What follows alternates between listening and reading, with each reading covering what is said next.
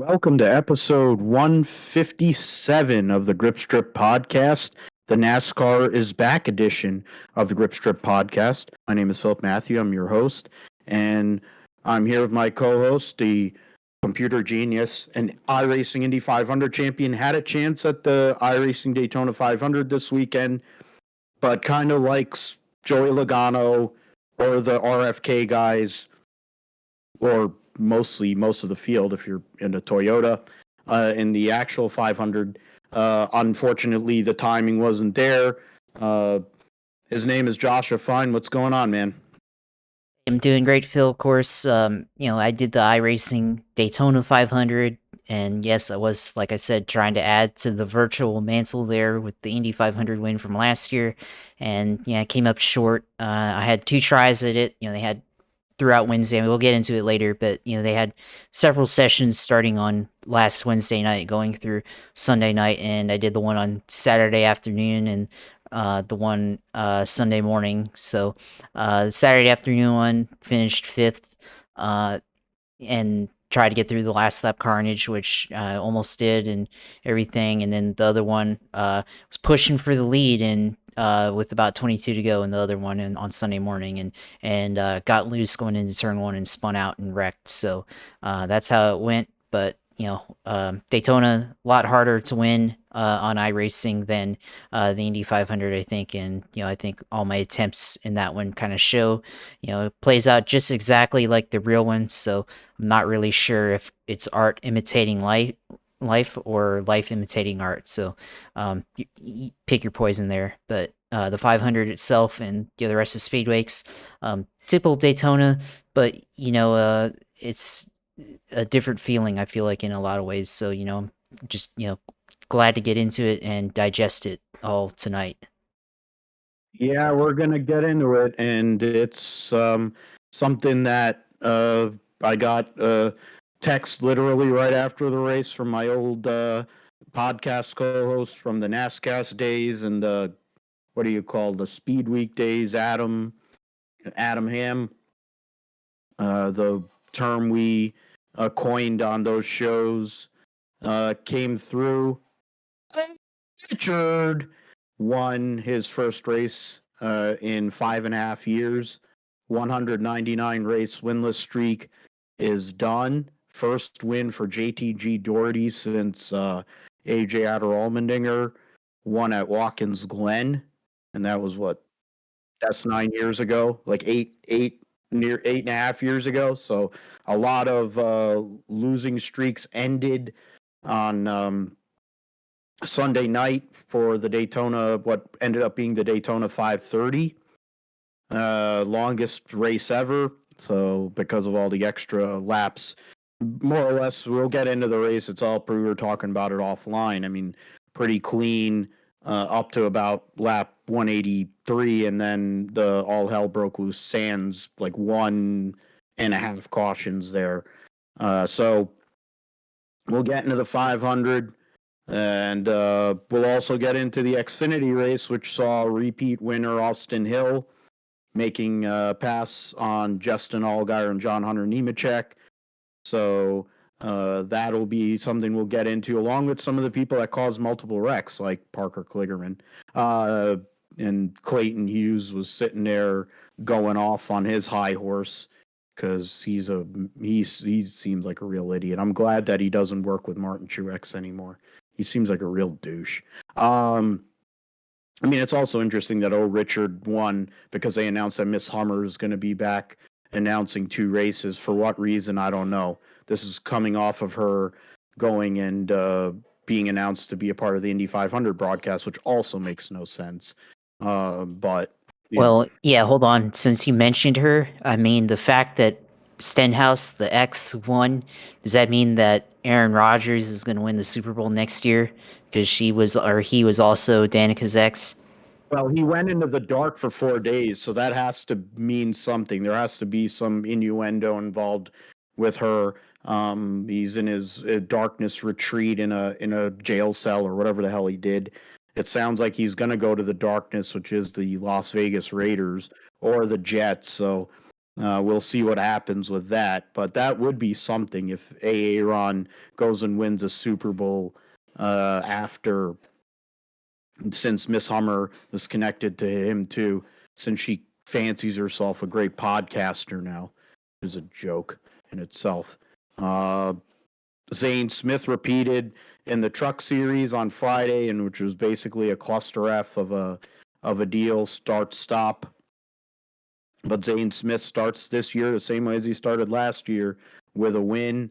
He got into the Daytona 500 somehow after having problems in Wednesday's qualifying, gets in the race on Thursday, and then gets a decent run. So something to look at there. KBM's trucks were really fast, so Chevys. Something to look at. Will that continue starting a couple of weeks from now, when Kyle Busch jumps into the 51 truck for the first time as a Chevy in many years, since the Billy Baloo days, I think, probably. Then we'll go through all the picks that we made. We'll also go through some of the bets. A lot of L's because we picked Ryan Blaney. We hedged on Ryan Blaney, and it didn't work out so well. If it was a top 10 pick for Ryan Blaney, then it would have been great, because he took a destroyed race car for the second Daytona race in a row and somehow or another made something out of nothing. We'll get in all that. We'll talk about F1 testing at Bahrain, which is coming up in the next few days. The one test that they're going to have prior to the start of the 2023 Formula One season. There's been all the teams have had their reveals or whatever. Some of them have actually revealed their cars, some of them haven't. So curious to see what will go on with that. 2 weeks before the IndyCar season begins at St. Petersburg. So probably got some news there as well. The roundup will discuss Formula E in South Africa for the first time in Cape Town, and the World Superbikes opener at Phillip Island in Australia.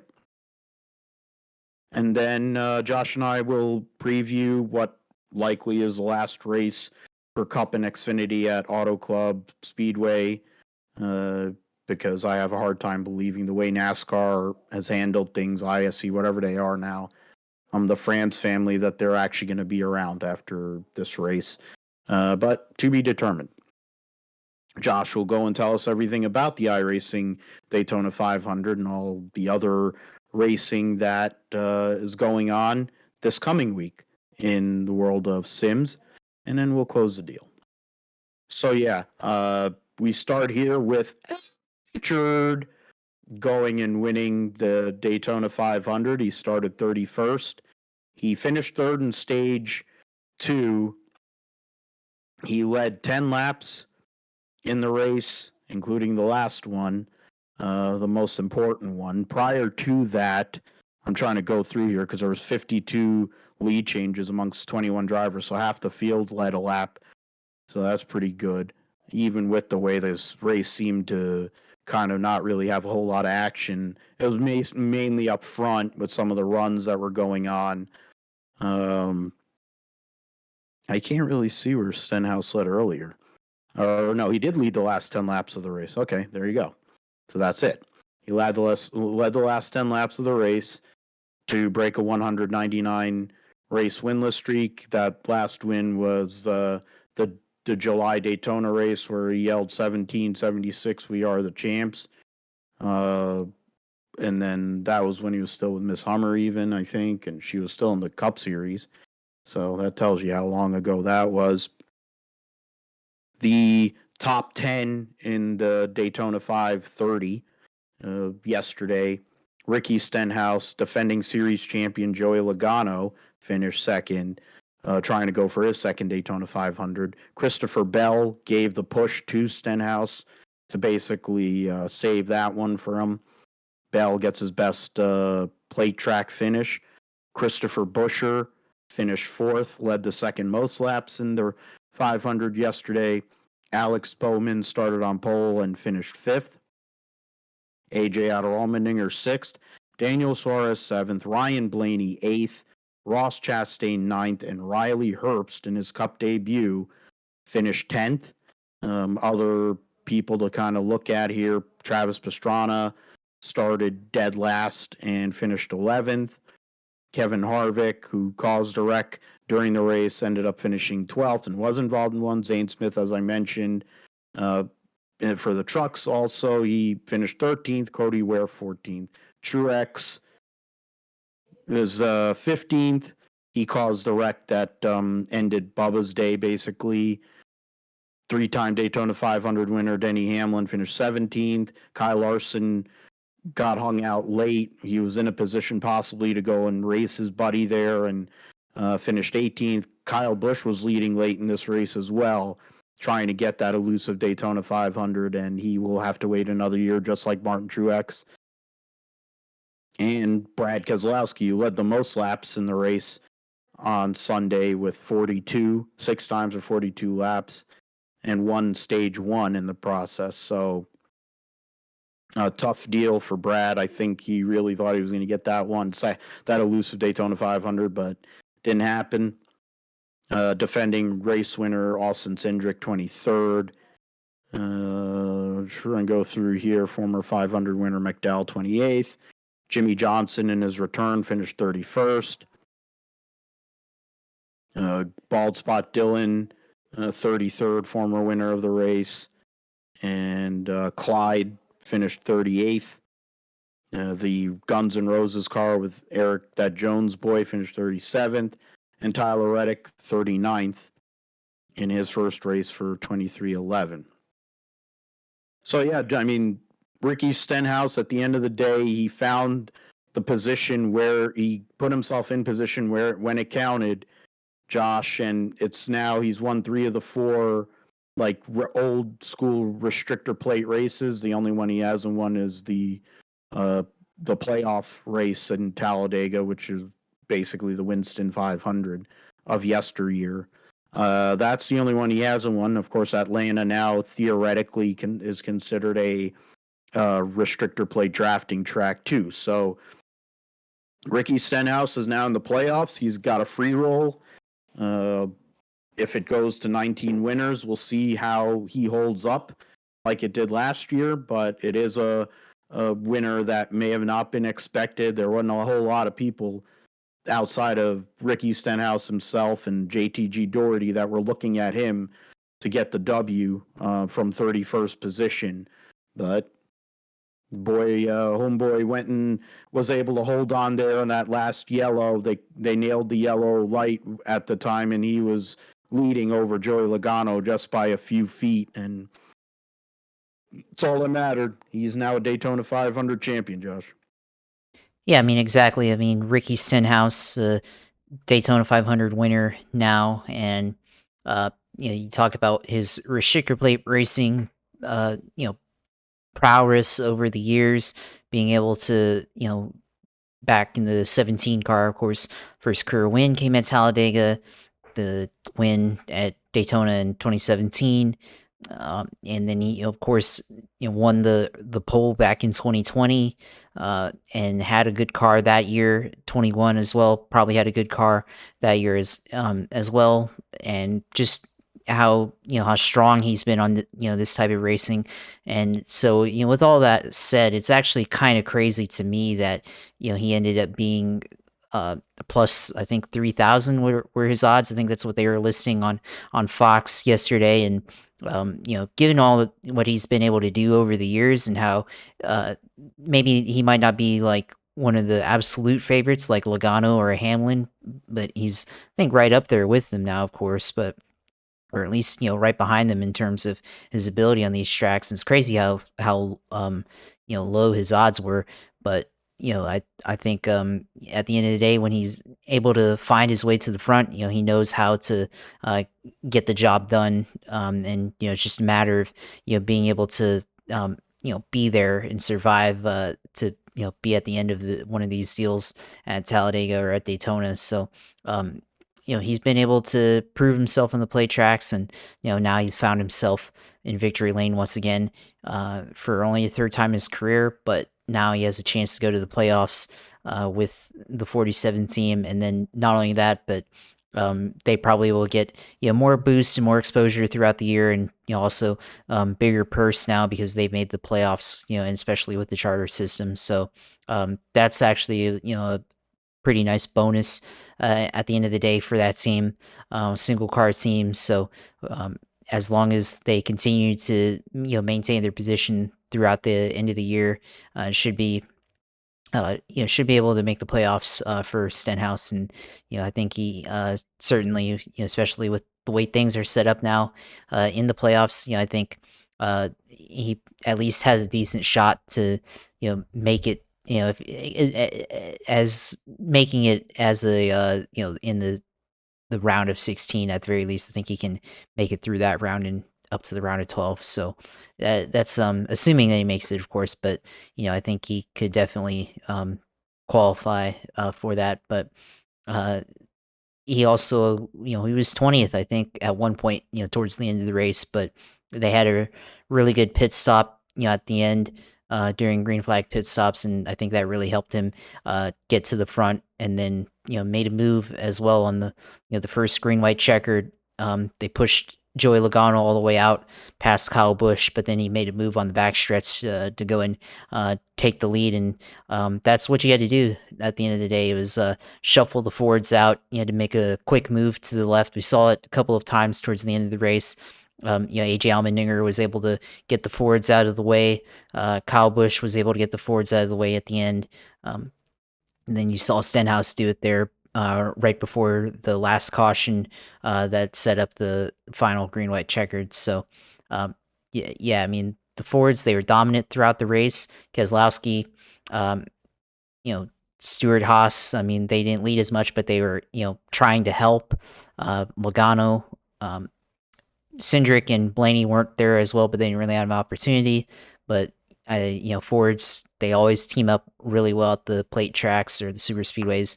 The other teams, they're a little bit more independently minded, I think, and don't team up until they really have to.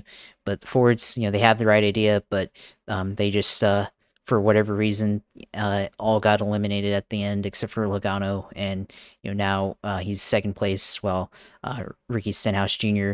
celebrates his win at Waffle House. Maybe he's copying Trevor Lawrence or something, so we'll have to see. But definitely, I think he's very. And at the end of the day, I do think he's still a deserving winner, even if the finish ended up being under caution, having to go to review, which was a rather quick review. There wasn't a whole lot of replay, but it looks like Stenhouse was the winner. So yeah, I mean, it was a pretty entertaining 500, and even though it was a lot of green flag racing, but at the end of the day, would rather see a lot of green flag stretches to kind of get it over with. And then also just because I prefer green racing over lots of crashing and all that stuff. Yeah, I mean the when it comes to Daytona and super speedway racing having that much green flag action, which was like mentioned earlier, nearly whatever 90% of the race was the outside of the stage cautions, and one yellow, which was the yellow that was on lap 119, triggered by Kevin Harvick, involved Reddick, Truex, Blaney, Clyde, Eric Jones, Kyle Busch, Larson, and Suarez. But in some way, shape, or form, of course, the Jones, Elliott, Reddick were eliminated on the spot. Harvick was able to keep on going. They would then Harvick was involved in the wreck in lap 183. That took out a bunch of Fords, along with two of his teammates. Truex was involved in that wreck as well, and Keebler, Gibbs, and Jimmy Johnson, along with McDowell. And then the big one that really precipitated the overtime finish, or it was past overtime, it was in overtime anyway. The lap 204 incident that involved, what is this? 5, 6, 7, 8, 9, 10, 13 cars. So that was 13 cars, and at that point there was 35 cars, I think, still on the racetrack at that point. Um, so that's pretty bad there. I mean, in the end, yeah, Ricky Stenhouse, JTG-Daugherty, they usually put a lot of energy into these super speedway races. They know that it's one of their opportunities. Stenhouse has been known for being good on super speedways, very aggressive, but he knows how to get around there. It's his first race with Mike Kelly again as his crew chief for like the third or fourth time. So it's interesting that the combination that at one time won 2 Xfinity championships in a row, back together now in the Cup Series for a second team, because they put him back together at the 17 car and it didn't go very well. Now he's back at JTG-Daugherty, and they're more than likely going to make the playoffs, unless it gets as random as it was last year. I mean, when you look at who could win, that hasn't won before. I mean, other than Keebler and Gagson, you could go through all the other guys that won prior to. There was 15 winners prior to the playoff starting, and then the whole entire first round was people who hadn't won a race last year up to that point. So that became 18, and then they ended with 19 winners at the end of the season. So we'll see what happens with that. Logano wanted that win there. I think he would have been the first. I was just trying to think about it. I think he would have been the first defending series champion to win the Daytona 500 since Dale Jarrett in the year 2000. Because Jimmy Johnson was the only one that came up, but then he won the championship after winning the Daytona 500. Both times he won it. That's the only other instance where I can come up with. For some of these other guys, you look at the Roush guys. I think that's one thing. Standout teams and performances. I got to say, RFK last year they won both duels, but I don't think it really went as well on Sunday per se. This time they were that duo of Keselowski and Buescher was up there most of the day making moves, and they led the most laps. I mean, 74 of the race's 212 laps. So they had a game plan, and they were running up front, but it didn't work out there late. But Brad Keselowski, after another terrible performance at the Clash, going and coming to Daytona with good race cars, do you think, Josh, that's a sign of things to come? I mean, they're still behind in terms of their flat track program, obviously. So Phoenix in a couple of weeks may not be so good. ACS is kind of in between because it's a rough surface. But I think their 1.5 mile program started coming around. And even at Martinsville last October, they were kind of making a little progress. So is RFK now going to make that next step? Can Brad Keselowski break his losing streak, winless streak? Can Chris Buescher advance into the playoffs this year for the first time since he won his first career race back in 2016? It's an interesting point that you bring up there, and I think it's possible, but I wouldn't really base that thesis on the Daytona 500 alone. And that's partly because, well, last year Keselowski led the most laps there. He led, in last year's edition, he had led 67 laps. This one, he led 42, but then in this one also, Chris Buescher had a little bit more of the laps led share, of course, leading 32 laps yesterday in the 500. So it could be a sign of things to come, but I want to see how they perform, especially Keselowski more so than Buescher, how they perform at Auto Club and Las Vegas, and pretty much all the rest of the tracks. The first 12 races of the schedule, minus Talladega, I think, and Atlanta, because Keselowski wasn't really all that strong until maybe like the last quarter of the season last year. And I think Chris Buescher, they started to figure things out by the middle of May, and then they were competitive throughout the summer, and then they ended up winning at Bristol, so in the fall. So I think for Chris Buescher, I think he's probably uh, I'm not going to say an outside chance to make it into the Cup playoffs, but I think he should at least be a strong consideration for somebody that could make it, to the or be in the initial 16 car field when they decide the playoffs, down in August, at the end of August and September. So I think Buscher's probably closer to being there than Keselowski. But I think, as an organization, they probably still have a little bit ways to go until they can be considered on the level of their other Ford stablemates like Team Penske and Stewart Haas Racing. So a little bit more work to do, but I think they are on the up and up as far as being able to be considered a stronger team in NASCAR once again.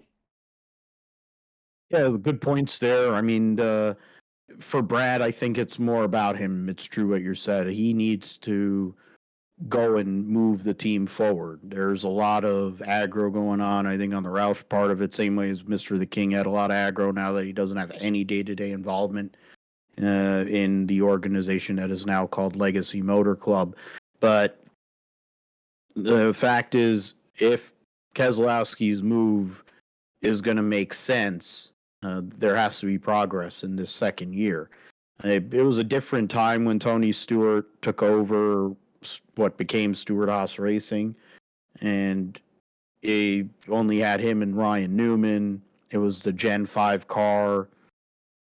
It was a much different series than what we have now. So maybe I think it's exponentially more difficult to make up that deficit if you're that far behind. But Keselowski is a champion. He took this risk. In the end, there has to be a payoff. They're getting sponsors. I think they're also trying to look at the possibility of, whether it's expansion or buying out a team. Like I would assume that when it comes down to it, with this whole charter system and the way things are, Rick Ware Racing and the BJ McLeod team are probably the most likely, and then the Spire cars. Those are the five crappiest cars in that have charters, essentially. Um, I don't know if there's a website that actually shows the 3-year, because nobody ever talks about it. That they show their performance year to year. That would be something, because that's something that back when they initially implemented the charter system, if you're in the bottom 3 for 3 years or something, I don't know if it was 3 years in a row or for 3 years in general, something in a 3 out of 5, then you'd lose the charter. So I don't know how the hell Rick Ware still has charters, and I don't know how Spire still has charters. I mean, what is it? Ty Dillon blew up 30 laps into the race yesterday, I think, or whatever, 26 laps into the race. How the hell do they have 2 charters? I mean, Junior could go and take that car, what is a 77, they could take that charter and do something with it. There's people that actually want to expand, and 2311 wants to expand. You have Roush RFK wants to expand. There's other organizations that could do a better job with those charters than some of the teams that have them. But I mean, it's neither here nor there. I guess early in the season, we'll see what happens with them. The 3 of the guys that were in the final 4 finished in the top 10. Logano and Bell second and third. Ross Chastain finished 9th and he won a stage. So that was good start for all of them. Of course, Clyde wasn't so lucky. The Daytona 500 hasn't exactly worked out too well for him in his career so far. But who knows? He is a Hendrick driver. He did have a fast car on Thursday. Once he was the only non-Hendrick car, or only Hendrick car that wasn't a part of that whole qualifying deal. We saw Alex Bowman get on the front row 6 consecutive years and win his 3rd pole for the Daytona 500. In his first race with new crew chief Blake Harris, a.k.a. The husband of Caitlin Vincey.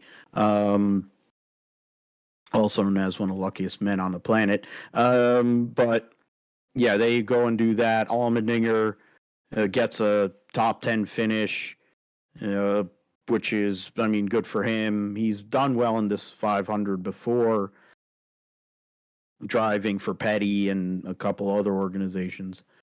And I mean, Herbst, for as terrible as he is, he literally and figuratively, based on his family's business, gets a top 10 finish in his first career race. We'll see how many other more races he'll be running. I would venture they already said that Todd Gilliland's going to run 4 races in that car to make up for the races that he loses to Zane Smith.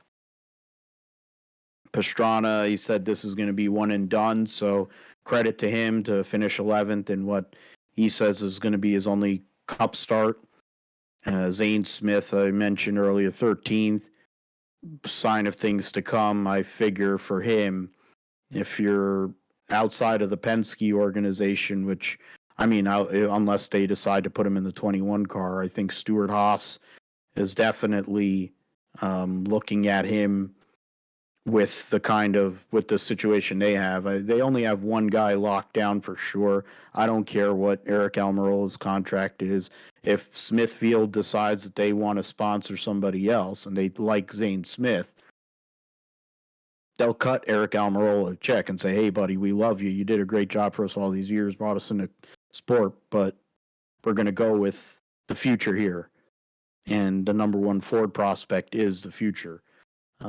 Along with Chase Briscoe and Gumby and Blaney and whatever.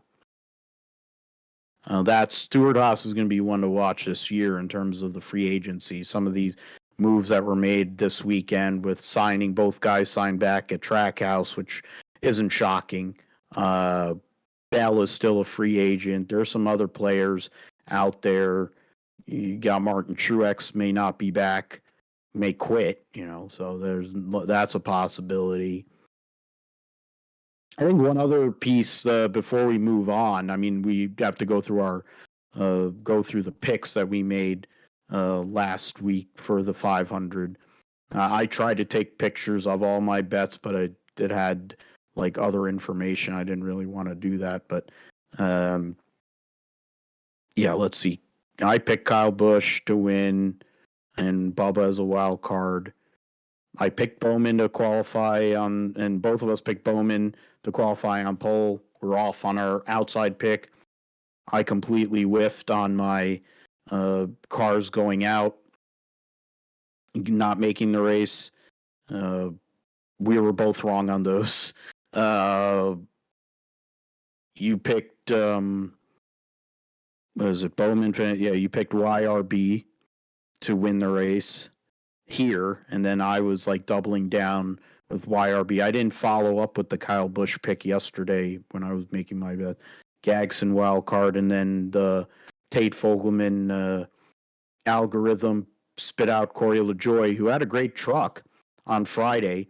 Fell just a little short there, but I think Kyle Busch, the way he ran yesterday, it's probably one of his best performances in the Daytona 500 in his entire career, and he was right there. It looked like he was going to win the race when him and Dillon were working together. Once Dillon got sent, same way as with Buescher and Keselowski, once they lost their teammate, it basically went away for Kyle. But I think it keeps on feeding into the narrative of Kyle Busch is wanting to prove everybody wrong and wanting to do something that he hasn't won a lot of races recently.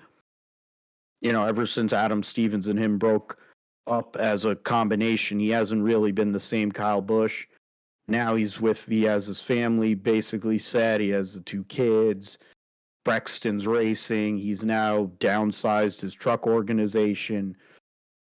But he looks like what Kyle Busch for most of his career yesterday. And he's not known as a great restrictor plate racer, but you put him in an RCR car, give him Randall Burnett and that whole crew that won 3 races and was basically the team that worked with Tyler Reddick and now you're giving a guy who's really hungry. He is someone.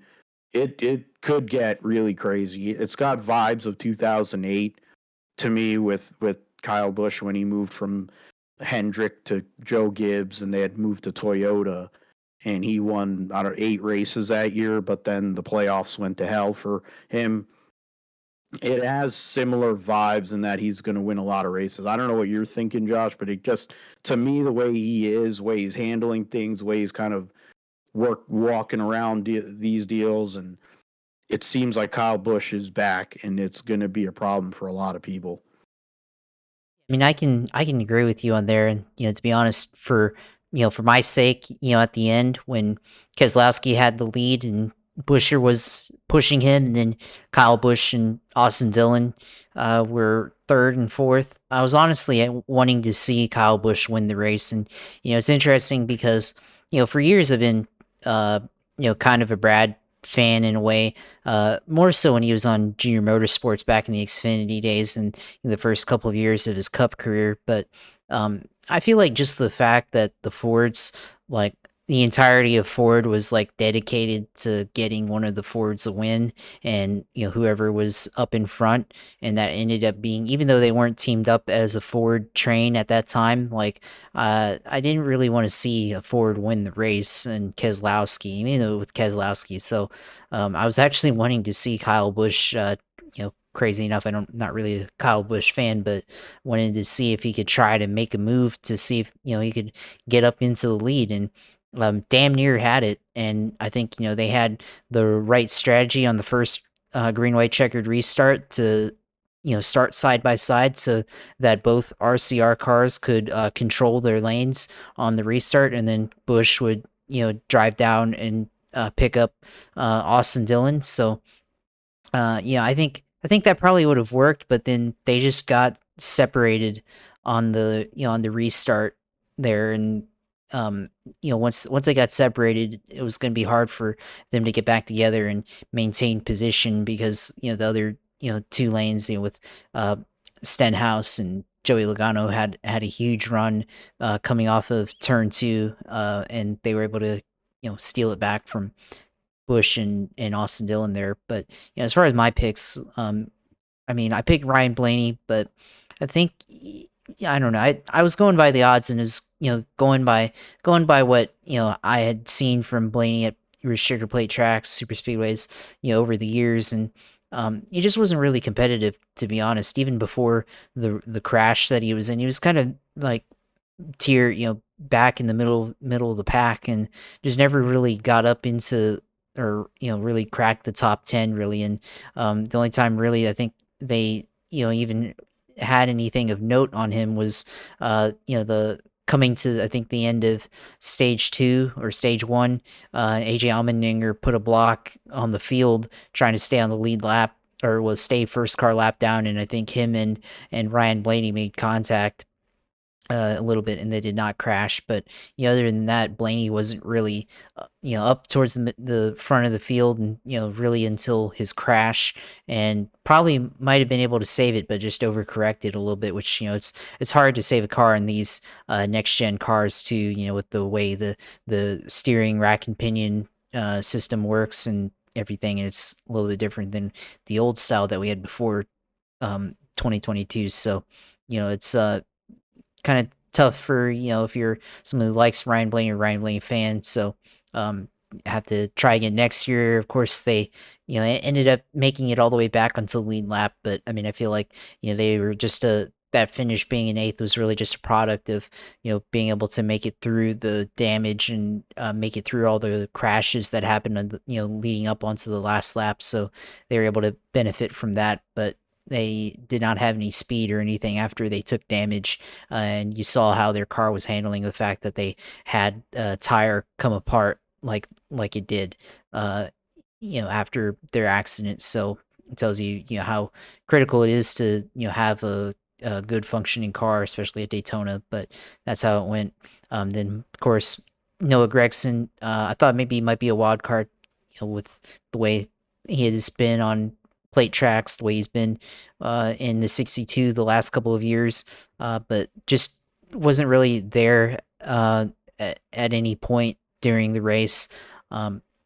So I was kind of a miss on that one. But then the LaJoy one, I felt like that was a good pick, based on what I was able to research. I mean, besides the fact that the algorithm picked it, I mean, I was doing some research and I was like, well, let's go with Corey LaJoy there, and was able to pick that one. And for a bit, I mean, he was up there, in the top 10 for a bit. But ultimately, Corey LaJoy didn't make it into the top 10, so didn't get the finish that I was hoping to see there. But otherwise, I mean, picks on paper were good, but just not the right picks, of course. But the qualifying picks, yeah, I mean, obviously, I think you probably could have bet on Alex Bowman. I should have bet on Alex Bowman to win the pole, because that's easy money right there. I saw a post on social media. I think somebody bet like, I don't know, like $250 or something, and they got like a couple thousand because I forgot his odds or whatever, or no, they bet like $20, I think, and they got 250 from it. That's what it was. So that's a pretty decent return there for a guy that, and surprisingly enough, I thought his odds were a little low for the fact that he been on the front row the last 6 years and everything. So a little bit surprising there, but probably a surefire pick as any in NASCAR that you'll get to make there. And then Hamlin, didn't make it onto the front row, but uh, yeah, it was just a little bit off on speed, I think, on the Toyotas overall. But yeah, just a good picks overall. I think Larson, of course, the other Hendrick car on front row, which not surprising there. And then my picks to go home, Zane Smith. I mean, ultimately they ended up making in the other Smith, Chandler Smith. Was off the pace pretty early and didn't make it in. Connor Daly. Should not have made it into that race, but he was just a benefactor of the crashing that happened late on into the clash. So, or the not the clash, but the duels. Obviously, Austin Hill took damage there, and probably would have made it in if it weren't for that accident in the duels at the end. So of the second duel. So if it weren't for that, then we wouldn't be speaking about Connor Daly making it into the field. But he made it into the field and was pretty much a non-factor the entire race. They just didn't have speed, and I think it was evident with how their car was handling it on Thursday that even if they did qualify their way in, which they did, they really weren't going to be any factor at all. So they still have the Money Team Racing still has a lot to improve on to in their limited schedule or whatever schedule that they have, that they can even prove to be at least somewhat competent or competitive. So just on the fact that cars bouncing up and down a track that shouldn't even see that kind of stuff, because the pavement isn't even really worn out. Kind of crazy you see a car jumping up and down like that on a super speedway with like Connor Daly's did. So Daly made it into the race, of course, and qualified in. So, good for him. Made the Daytona 500. Only one of 62 drivers to make it into the Daytona 500 and the Indy 500. So, that's a pretty good field to be in, regardless. So, yeah, I mean the picks. I mean we had them. I think some ways we were probably right, and then other ways maybe a little off. So, it is what it is. And later on we'll make the picks for Auto Club and everything, and hopefully those picks will be a little bit more normal sounding at the end of the day on Sunday, but we'll have to see. Yeah, I mean, at the end of the day, when it comes to Daytona, it's a wild card. Same way as when we get into Talladega, and I guess to a lesser extent Atlanta. I mean, the money that I won yesterday, the bets I made. I mean, we went over the ones over listed over here on our page, but the only bets I won yesterday were the ones that I put in for on FanDuel. They had like a 5 driver pick them, and you pick whoever's going to finish the highest. That's the only ones I won on. Joey Logano, if it were for a few feet or a couple tenths of a second, that would have paid out. I know you mentioned about Ford not winning the race or not winning the race. That would have actually got me a few bucks back there. I had picked Harrison Burton and Corey LaJoy to finish in the top 10. Corey LaJoy was moving up easily early in the race and then kind of went away. There was a odds boost of any two of Clyde, Blaney, and Hamlin to finish in the top 5 when you consider that Blaney has finished second in this race twice. Denny Hamlin's a 3-time winner. Clyde is generally able to do well on super speedways, more at Talladega.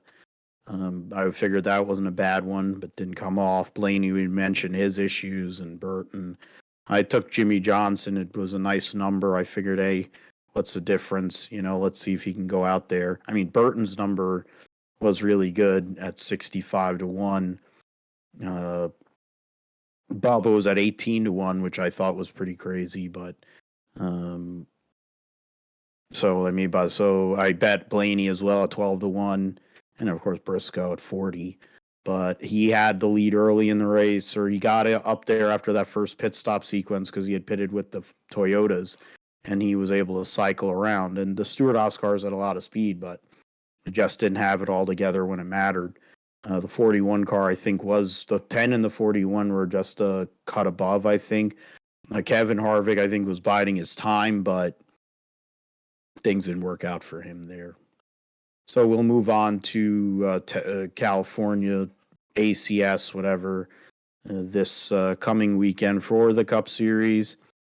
We'll get into the Xfinity Series race, the Beef It's What's for Dinner 300, which saw Austin Hill become a repeat winner at Daytona in an Xfinity car. That's 3 wins at Daytona since he's won a truck race there as well when he was driving for Hattori.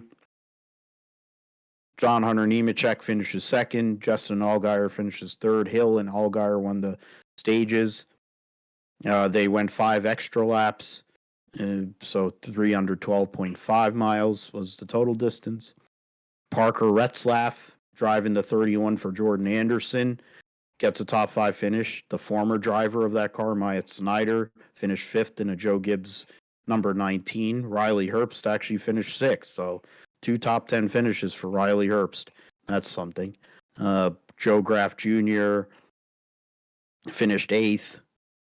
Or 7th, Ryan Sieg 8th, Cole Custer 9th, and Justin Haley 10th.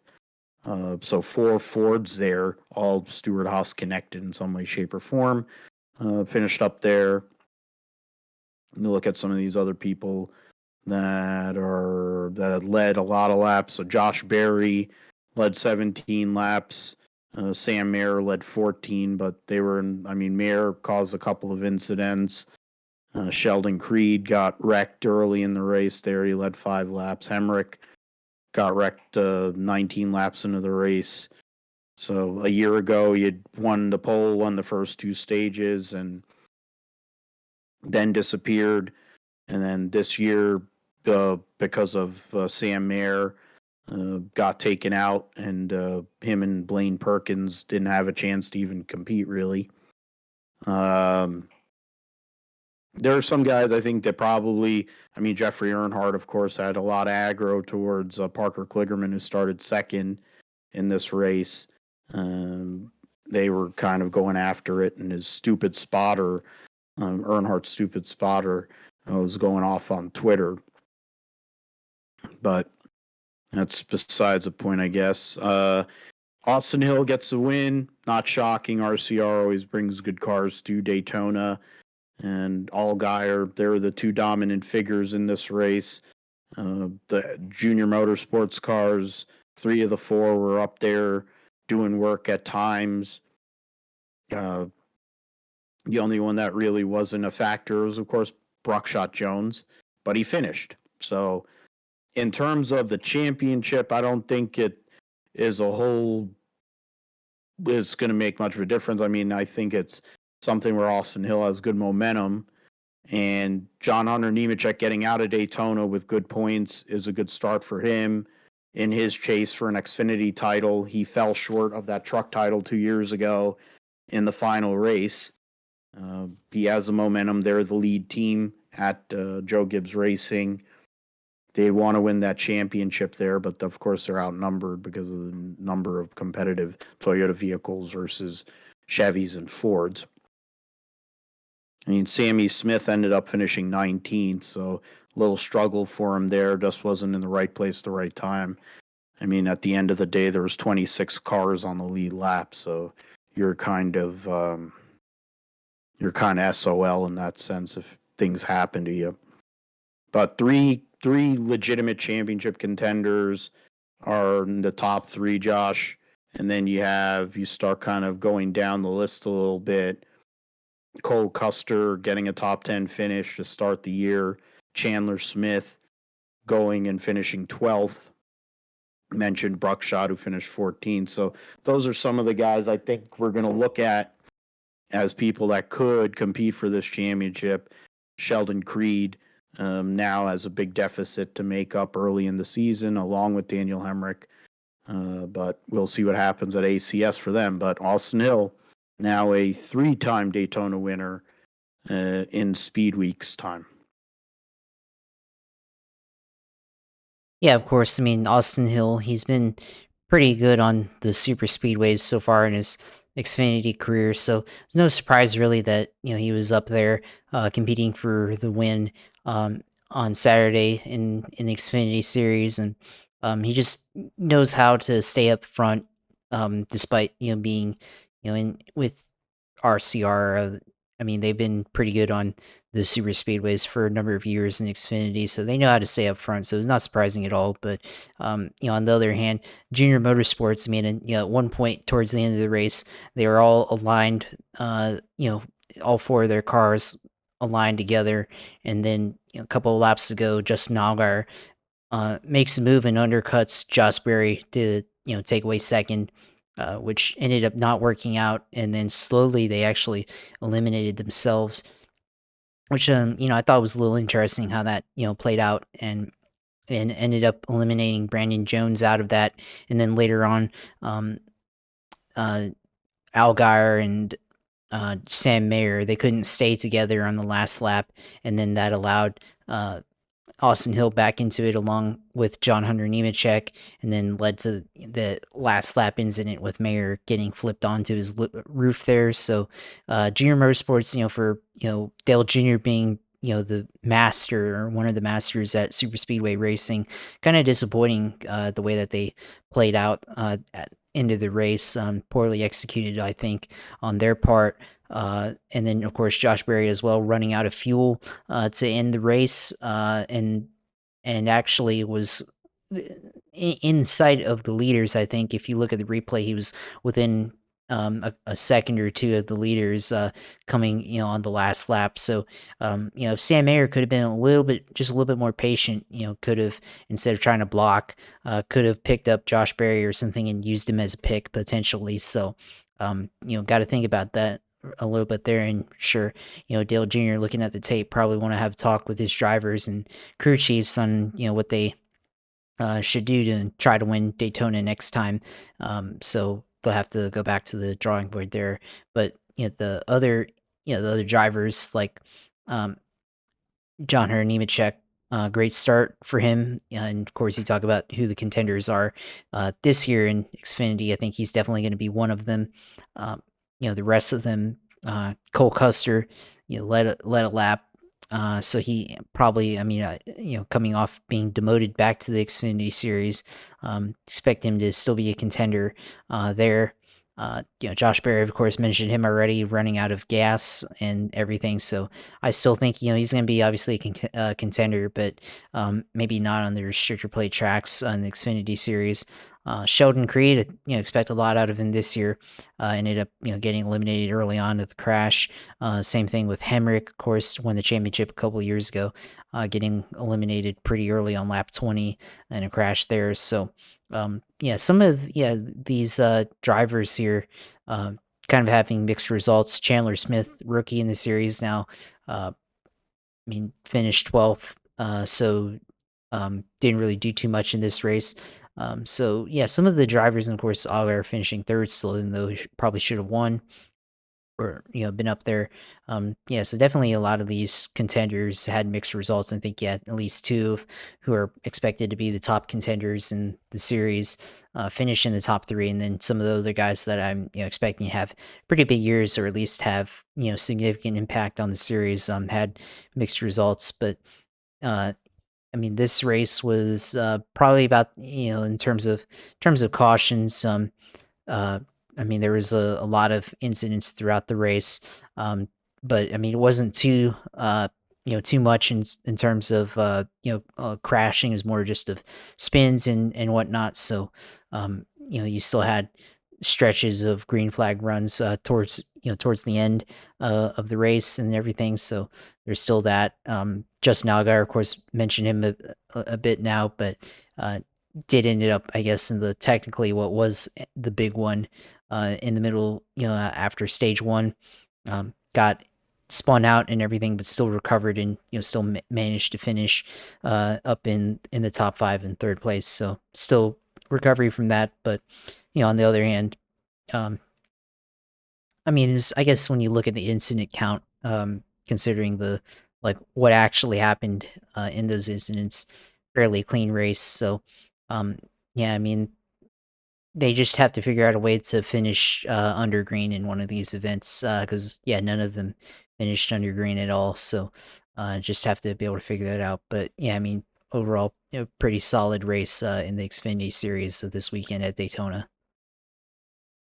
Yeah, and I mean, like we talked about with the Cup Series, this race at ACS coming up this weekend is going to be a better read on what to expect over the long haul for their series, and the likes of Josh Berry, the Junior Motorsports crew. You have the SHR team with Custer, who's the defending race winner, and then the Toyotas and the 20 car specifically. But I think Sammy Smith's somebody who's going to pick up.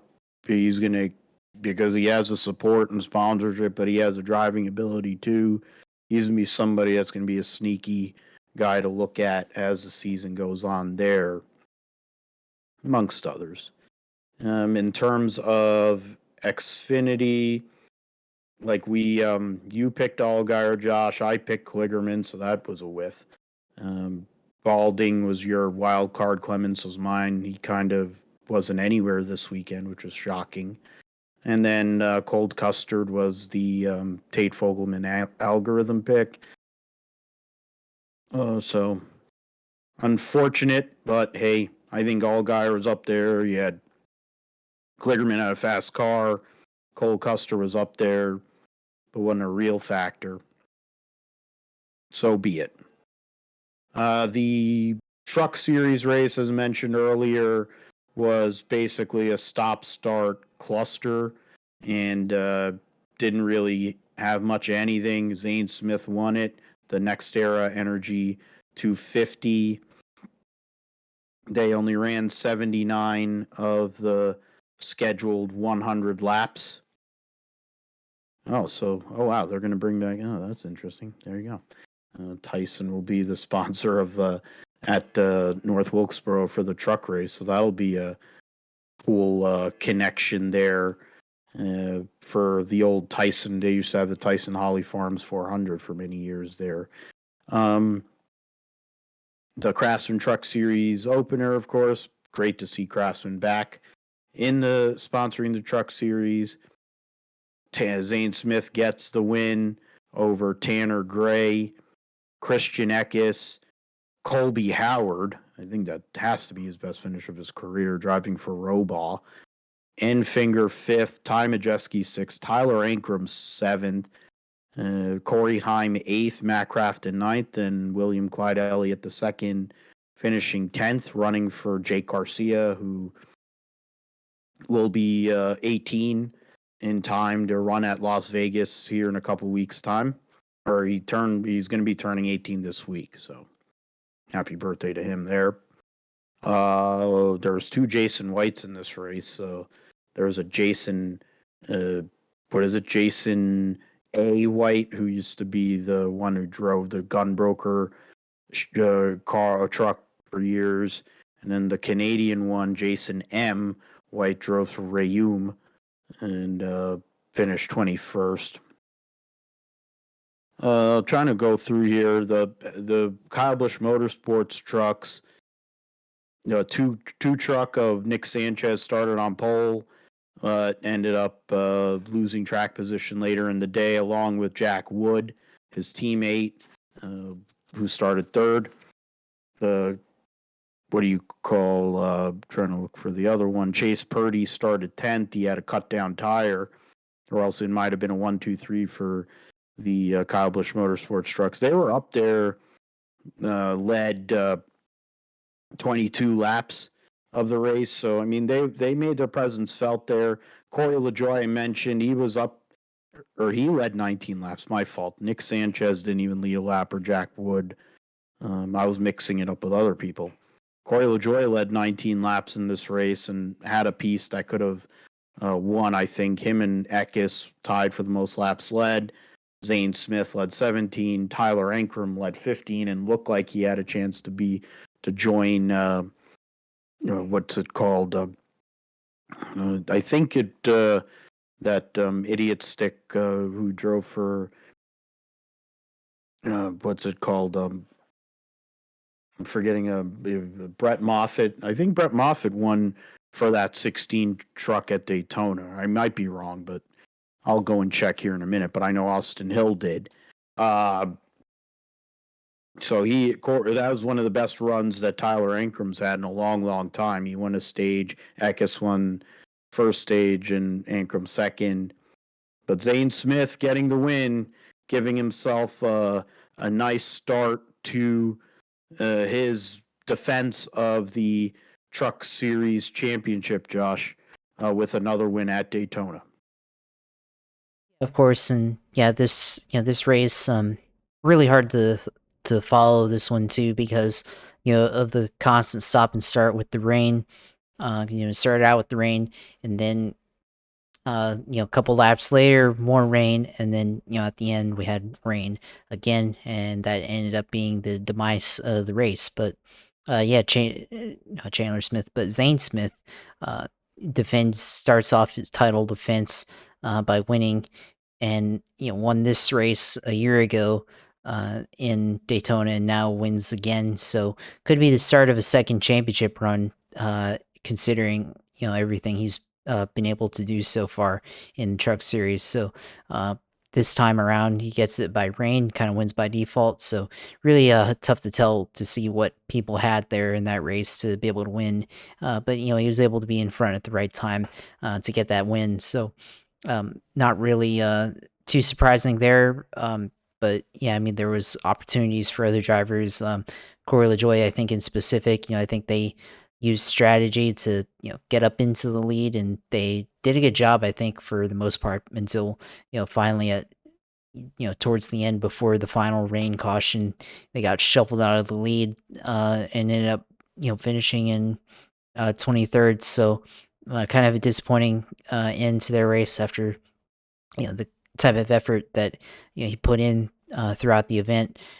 So of course, it's just a one-off, so it doesn't really mean anything. But on the other hand, would have been nice for him to get a win in the top 3 series. But I think kind of like we were talking about in the Xfinity series, the same guys that we kind of expect to be there throughout the year, finish in the top 10. Of course, Zane Smith, of course, winning the race. I think Christian Eckes has a chance to in the number 19. I think he has a chance to be something in that series, and I think he could end up being successful there in that ride. Grant Enfinger, of course, he's been around for many years. Definitely think he could have a chance to be competitive throughout the year, of course. And number 23, Ty Majeski, Tyler Ankrum, they've been pretty competitive. Corey Heim on the rise. Matt Crafton, still there as a veteran.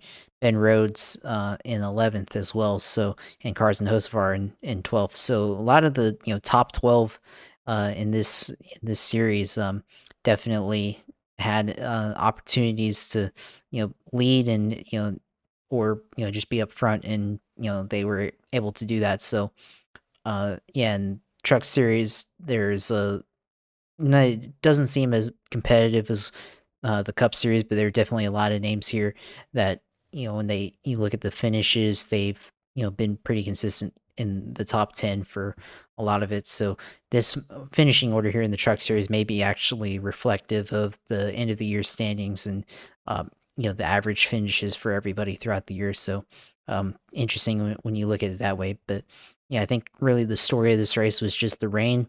Of course, difficult start and everything, and then canceled the end of the race. So, yeah, unfortunate the fans had to go through it.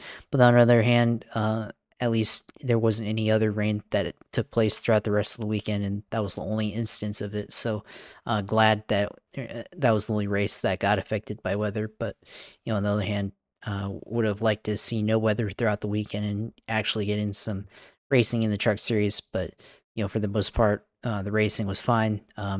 You can probably make an argument that it was the best racing of all three series that weekend when they actually could race. But I think at the end of the day, I think all of them had pretty good action when you consider how they played out. So yeah, I mean the Truck Series, we'll see how they do their next race, whenever that is, because Truck Series seems to be more inconsistent. Well, they're in a couple weeks they'll be in Las Vegas, so won't get to see them for another couple weeks. So Truck Series, I think we'll see how they do throughout the year. But yeah, Zane Smith begins his early title defense exactly how he started off his first title.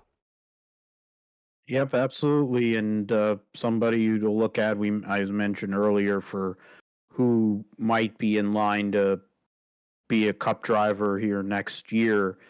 I would think that he is definitely in the mix for that opportunity uh, with some Ford team, uh, whichever one it may be. So it'll be something to look at as we move forward as the season goes on.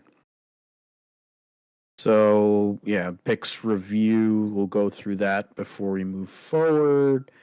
I mean, yeah, the KBM trucks were fast, and I'm surprised. I don't think they usually show out in qualifying, but hey, first time with the Chevy bodies, and they were able to do that. But I think the inexperience showed there when it counted for those guys relative to some of the more veteran talent that they've had prior.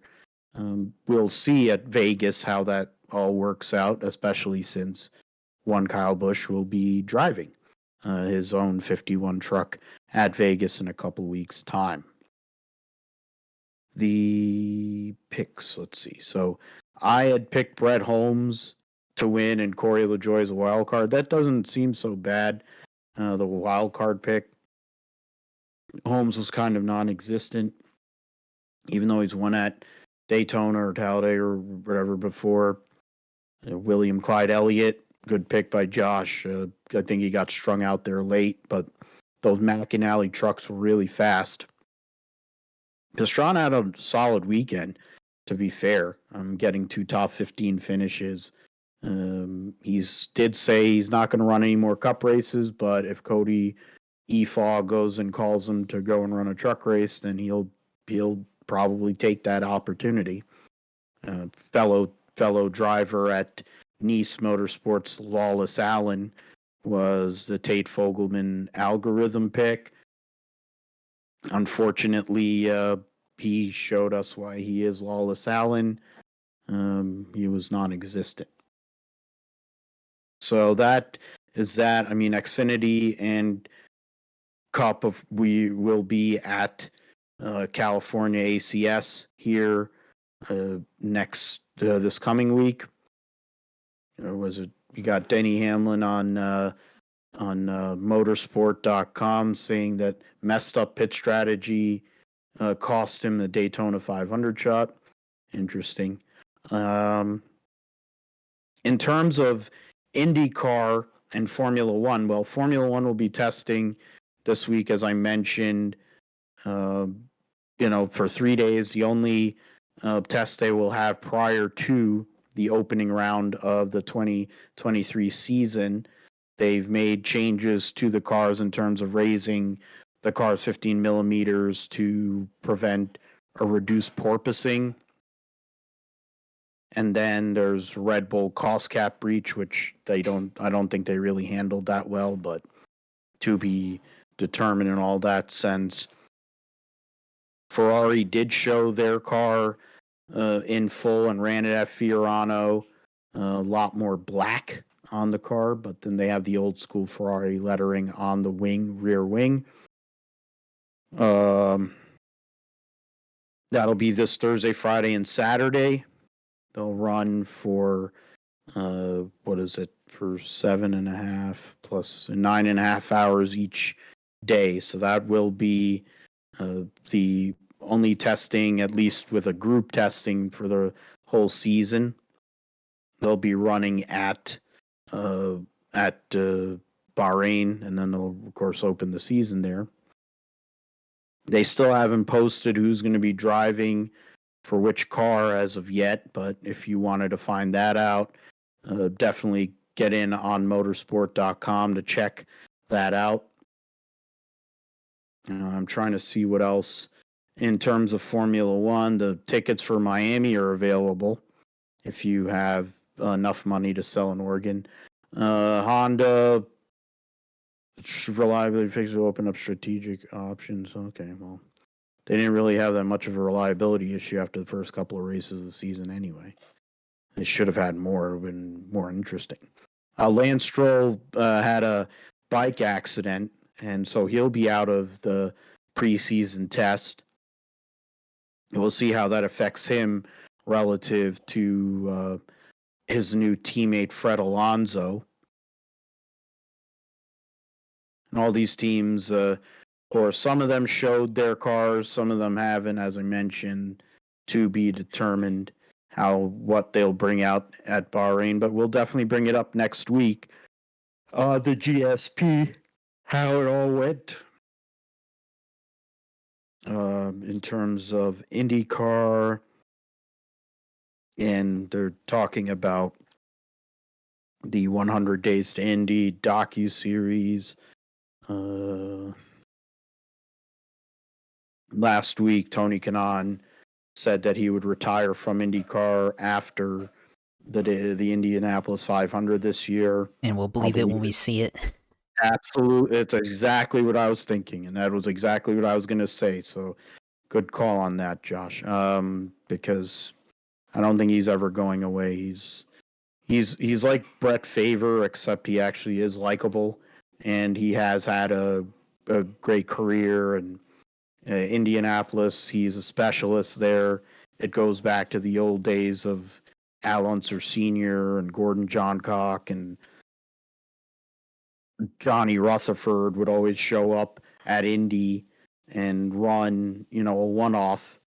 Tony Kanaan, I think, will probably keep on doing that until the end of time. They were talking also about the Detroit Grand Prix venue, which is back in the city itself proper. So that looks like there's going to be a lot of good viewing areas, it says, based on what they're reporting on motorsport.com. Nick Cassidy tested for Ganassi this past week. And in terms of testing times, the Andretti team was pretty fast at Sebring, but also Pato O'Ward was up there in terms of speed. So something to look at for as we lead up to St. Pete, which we will preview next week on the GSP, first race of the IndyCar season. And then they'll take a month off between that race or 26 days. So it's not a full month, but 3.5 weeks between St. Pete and the Texas weekend at that dump.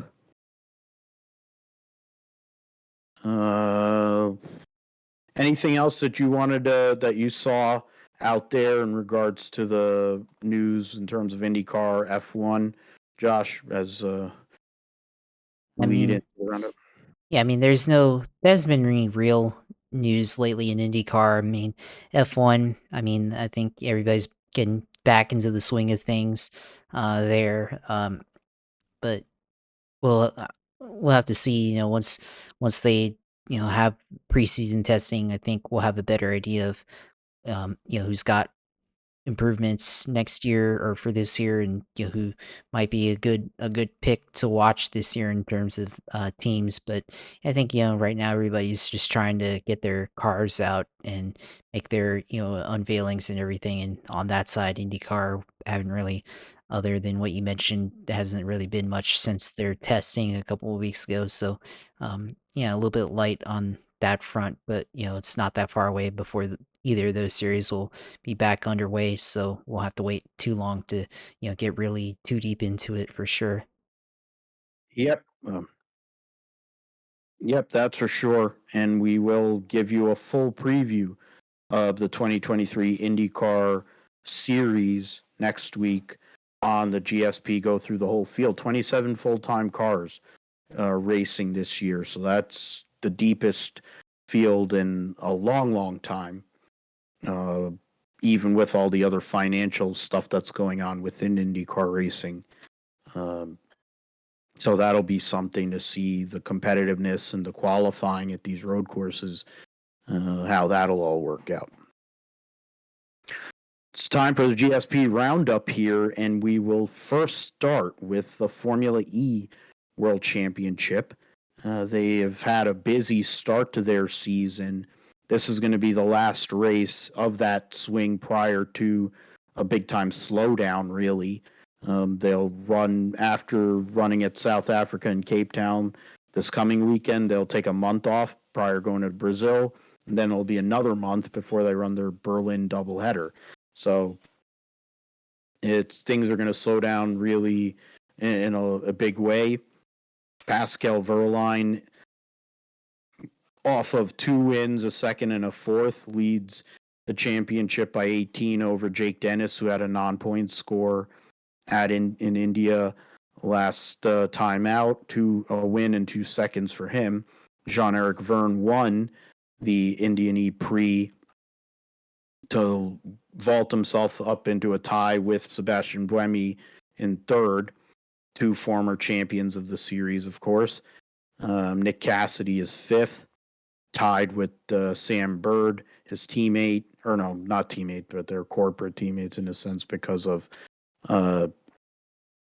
being Jaguar powered. Jake Hughes, seventh, of Bird and Hughes got into it in India, and neither of them scored.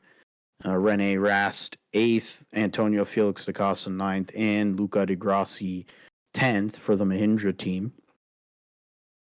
So we'll see what happens there in South Africa. The Porsche factory team is up by 24 points over the Andretti Autosport team, which has Porsche power as well.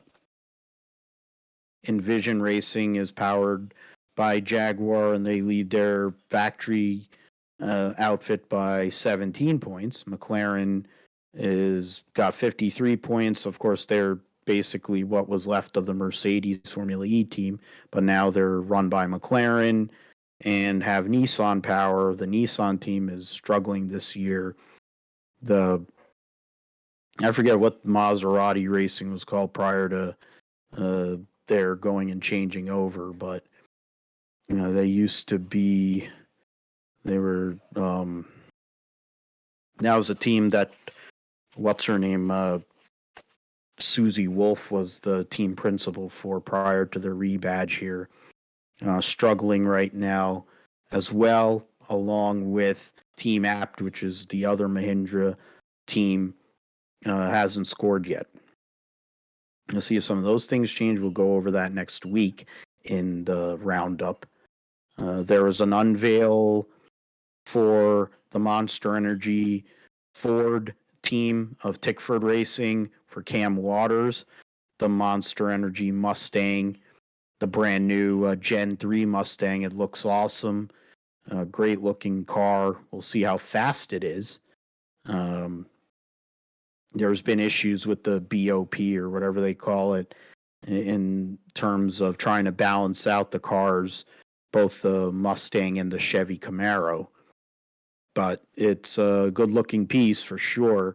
This Mustang and Gen 3 car for the Tickford Racing, and the Camaro in the Red Bull trim was debuted a few days ago as well. So we're seeing a lot of them coming fast and furious now. And we'll definitely get into it here in the next few weeks. Let's see here. So the World Superbike Championship, getting into it, last year, Alvaro Bautista returning to Ducati goes and wins the World Championship, ends up beating Toprak Raskat-Lioku, the defending world champion, by 72 points, and multi-time champion Johnny Ray by 99. So they will race at Phillip Island this weekend, and then they will race at Mandalika the following weekend, and then they'll have a long gap between that race and running in Assen in the middle, late April. So that's great scheduling. As it stands this year, it's a 23 rider entry list for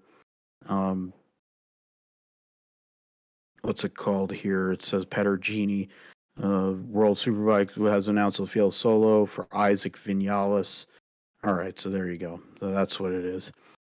Pettergini as part of his old Vinales Racing.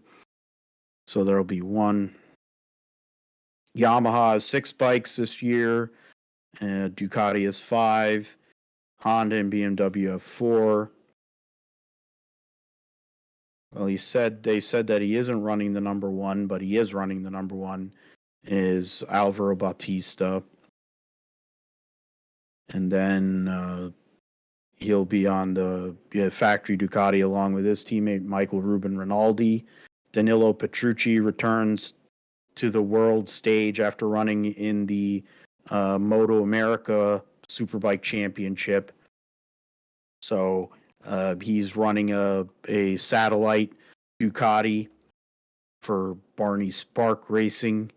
The HRC team is the same combination of Iker Lacuna and Javi Vieje, who came from both of them came from MotoGP. Alex Lowe's stays for another year, along with, of course, Johnny Ray. Tom Sykes returns to World Superbikes, and he'll be running a private Kawasaki. And let's see, who else is on a Kawasaki? It's not clear. Yeah, those are 1, 2. Yeah, Oliver Koenig, whoever he is. Yeah, so then in terms of the Yamahas, Bradley Ray for Moto X Racing.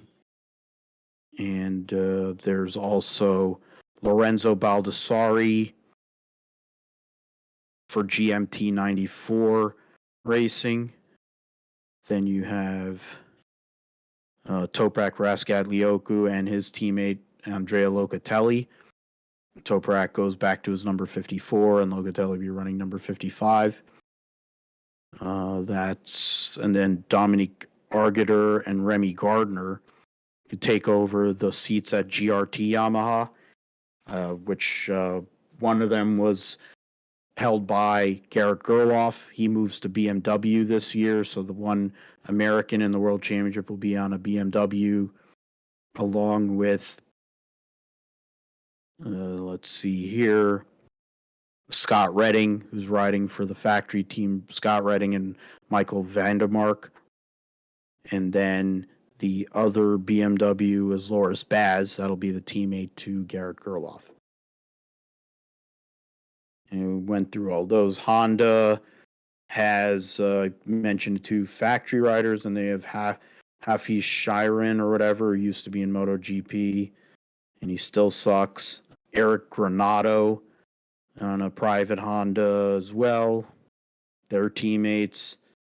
And yeah, so those are the 4 Hondas. Mentioned Yamahas, the Kawasaki's, BMWs. So that's where we're at. I mean, the Ducatis, I mentioned 3 of them. Axel Bassani will be back this year on the number 47 for Moto Corsa. Philip Odell, as I mentioned. So that's the, what is it, 5? And then who's this? 6. They said there were 6.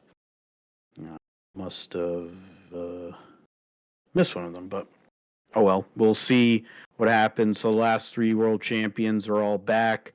There's some new riders in the series this year. You have riders move to different teams as per any silly season. We'll see what Remy Gardner can do in World Superbike. Argeter is considered a big time talent, so can that second Yamaha team go and push the factory effort? Can BMW make a step forward? They haven't been up there in a while with some new faces on their bikes. And can Kawasaki come back after getting beaten by both Ducati and Yamaha last year? We'll get into who did well at the round at Phillip Island to start the season in next week's episode. So going from there to the previews. We are going to preview the races at ACS, which I figure are which will be the last time they'll race at ACS because of all the rumors that are going around in regards to that racetrack. There will be 40 cars for 30. There's a 40 for 38, right? It says there 40 for 38 at Auto Club for the Production Alliance Group 300. Differences from last week's entry list to this week. Austin Dillon will be driving the number 10. For Colleague, they don't have anybody announced in the car along 13. They don't think I thought they said they weren't going to run the 13 car on the West Coast, so they might end up withdrawing it. Or no, it is withdrawn, along with the 36 DGM car. So Ross Chastain is actually driving the 91 for DGM Racing, interestingly. So somebody to look at there. LeBay is going to go and drive the 28 for RSS Racing. So that's a good deal for him. A little slightly better car than what he's been driving. Garrett Smithley failed to qualify for Daytona, so he'll be looking to get into this show. I think Ryan Vargas also failed to qualify at Daytona, so trying to get in. Emerling Gase will have CJ McLaughlin racing for them again, or he raced last week somehow, and he didn't actually cause a wreck, which was something. Probably that's overachieving for him. Kyle Sieg will be driving the 38, and Ryan Sieg will be back in the 39. Joe Graff Jr. will be in the 19 for Joe Gibbs Racing, along with then Tyler Reddick will be running for Sam Hunt in the 24. Any other change? Roger Carruth will be in the 45 this week. They needed to call a sub in for Cesar Baccarella because he got sick. I'm not remembering who they ended up calling in to go over here. Stephen Parsons, there you go. Stephen Parsons super subbed for Cesar Baccarella there. I think that's it in regards to the changes. Roger Carruth will be in there. Timmy Hill is not running for Xfinity points. I guess he's running for truck points. So he'll be running the number 66 again this week. So going into this race last year, of course, Cole Custer won for SS Greenlight Racing because they had a connection with the Stuart Haas. That was their first win in, I think, their team history. Cole Custer has made a name in the Xfinity series on these rougher surfaces, Josh, and definitely after a top 10 finish at Daytona, he wants to go and come out and get that first win out of the way, lock himself into the playoffs. But you look at John Hunter Nemechek, Sammy Smith, and then the Junior Motorsports crew, along with the likes of Sheldon Creed and Daniel Hemrick, who need to have a great run.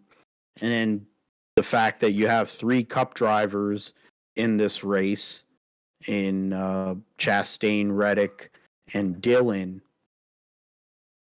It's going to be an interesting show for sure. What are your thoughts on this Xfinity race at California, and who do you think is going to win in wild card? And yeah, it's going to be an interesting race for sure. And I mean, when you look at California Speedway, I mean, it's pretty rough on tires, and it's going to be interesting. People that use the bottom, it's wide, it can be fast. You can use the top, the middle.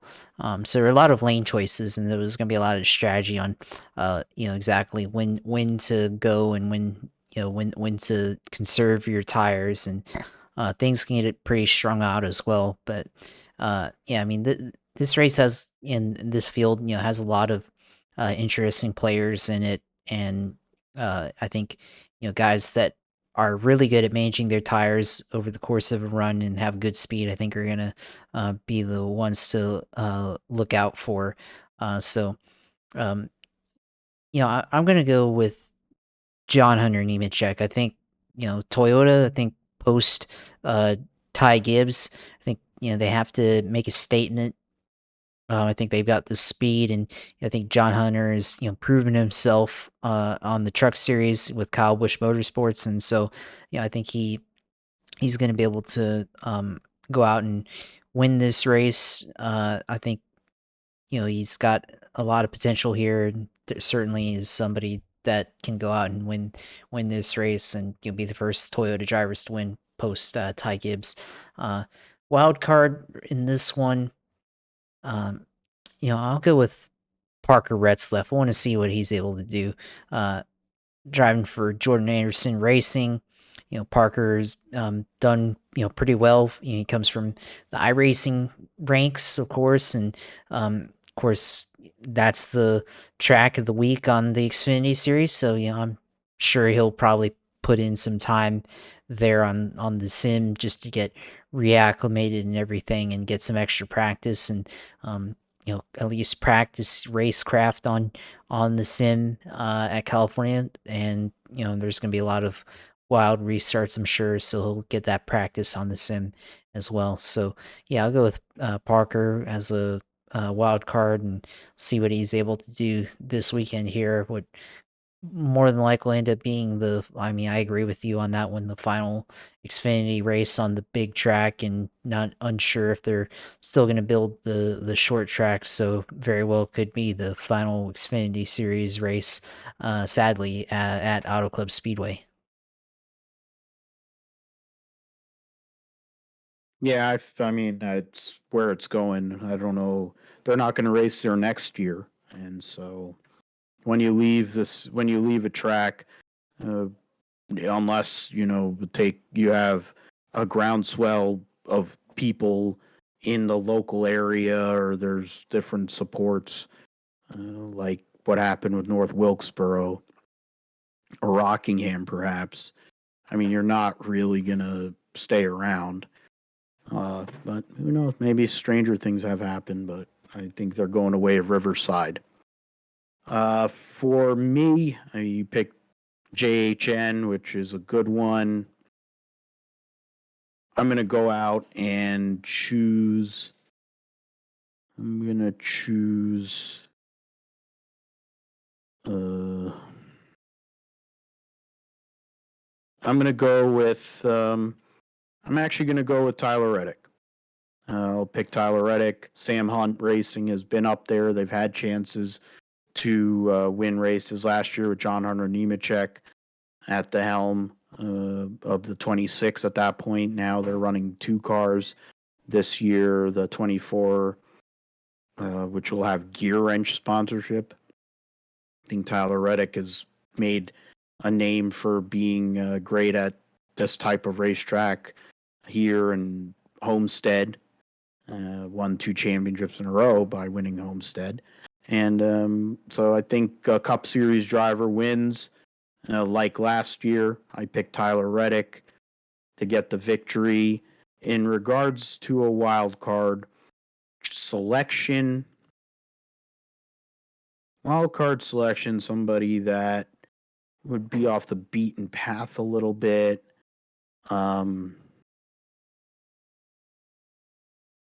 It's See, I'm actually, you know what? I'm going to do it. I'm going to go with Alex Labay because he's in a decent car. The RSS car has Stewart-Haas support.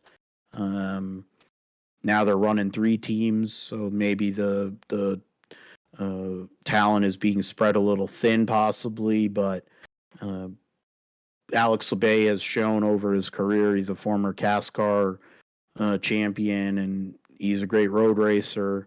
I think this is the kind of place where somebody who has that kind of driving talent, and you have a veteran crew chief in Steve Addington, what probably amounts to a one-off. Who knows what can happen there? You know, if you can gamble a little bit, and they have long green flag runs. Maybe you hold off on taking a set of tires, and then I think Anthony Alfredo tried to pull that off last year in this race, or I think it was this race that Anthony Alfredo tried to do it when he was running for Hour, and almost won the damn thing. So that's a possibility. So Reddick to win, and what do you call Alex Labay is the wild card. Alrighty, so we'll go with that. We'll move forward to the Pala Casino 400 at Auto Club Speedway, which only has the 36 chartered cars showing up this weekend.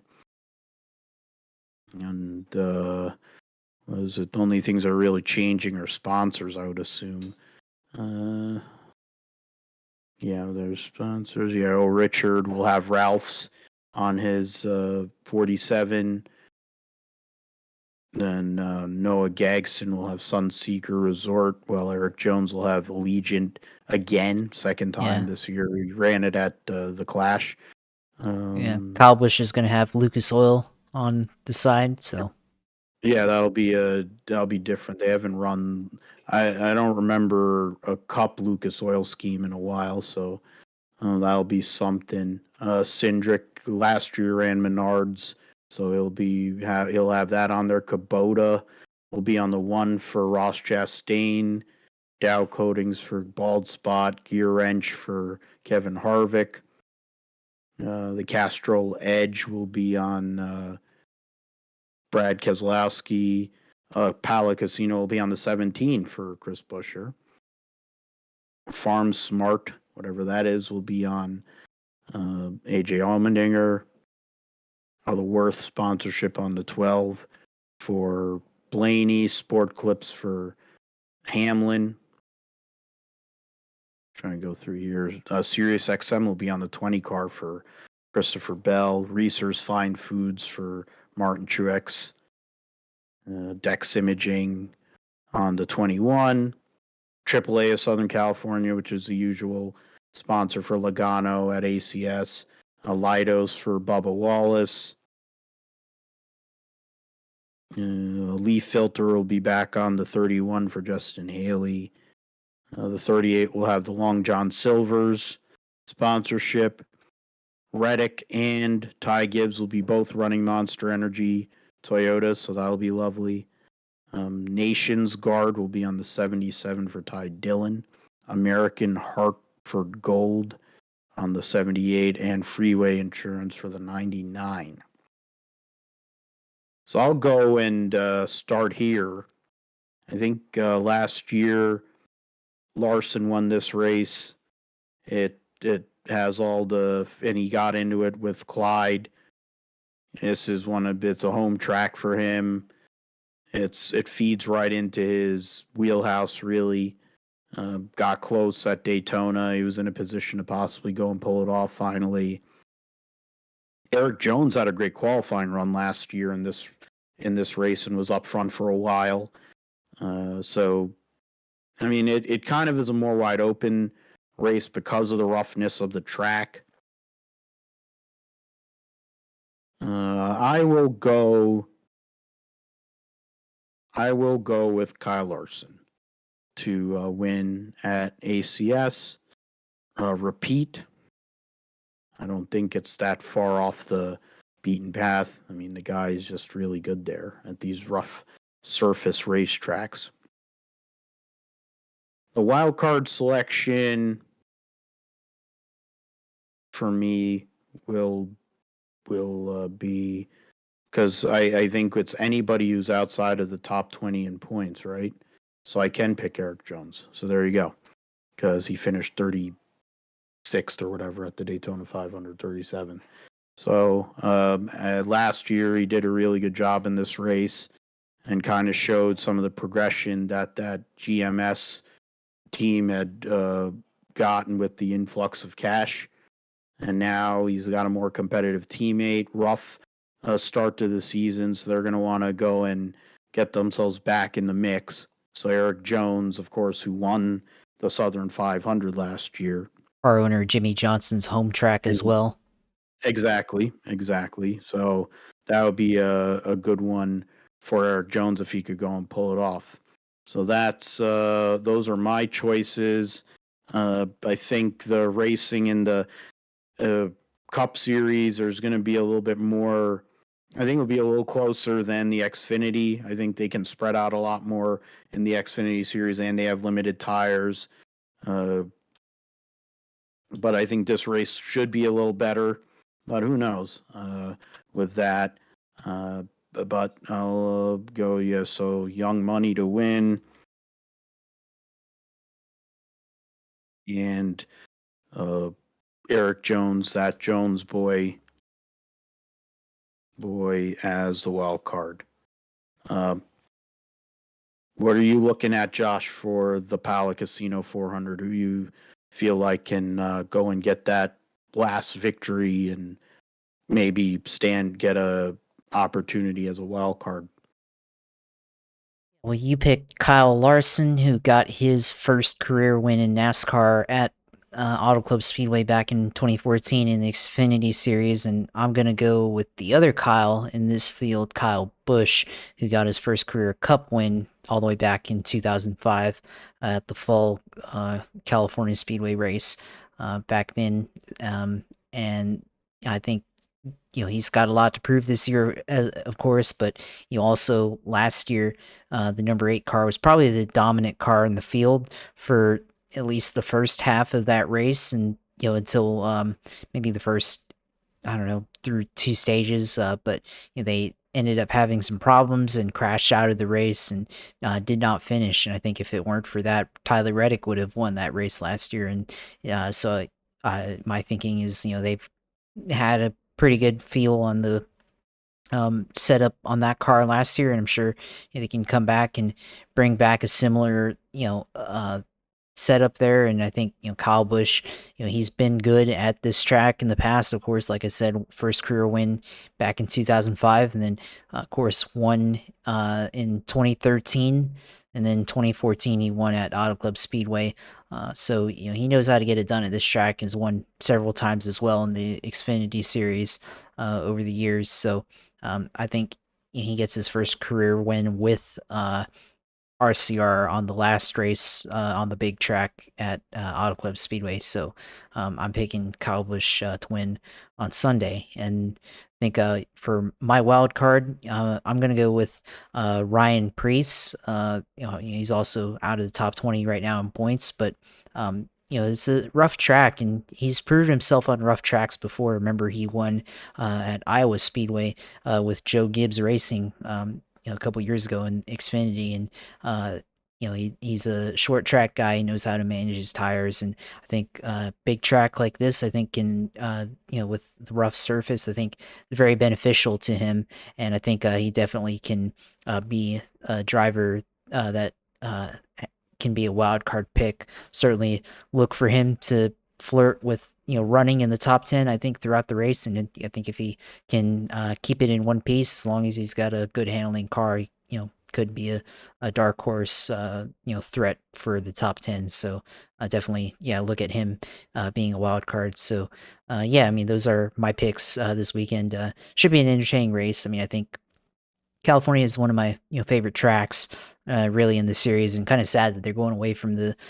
2 mile format and potentially going away, period, or going to a short track. I think it's the wrong decision, and I think the solution, they could at least, like you said before, Dale Jr. said it before, just pave the back stretch, pave the front stretch. To make it smoother there, and just leave the corners as is, unless like the pavement starts falling apart or something like that. But I've enjoyed the racing over there, over the years, and the way that they're able to move around and find grip, whether it's on the top or try to run all the way down onto the flat part on the apron. A lot of entertaining races there in NASCAR, of course, IndyCar as well. They had their best race that nobody ever saw in front of 1,000 people in the middle of the summer on NBC all the way back in 2015. That was probably one of the best races ever seen ever.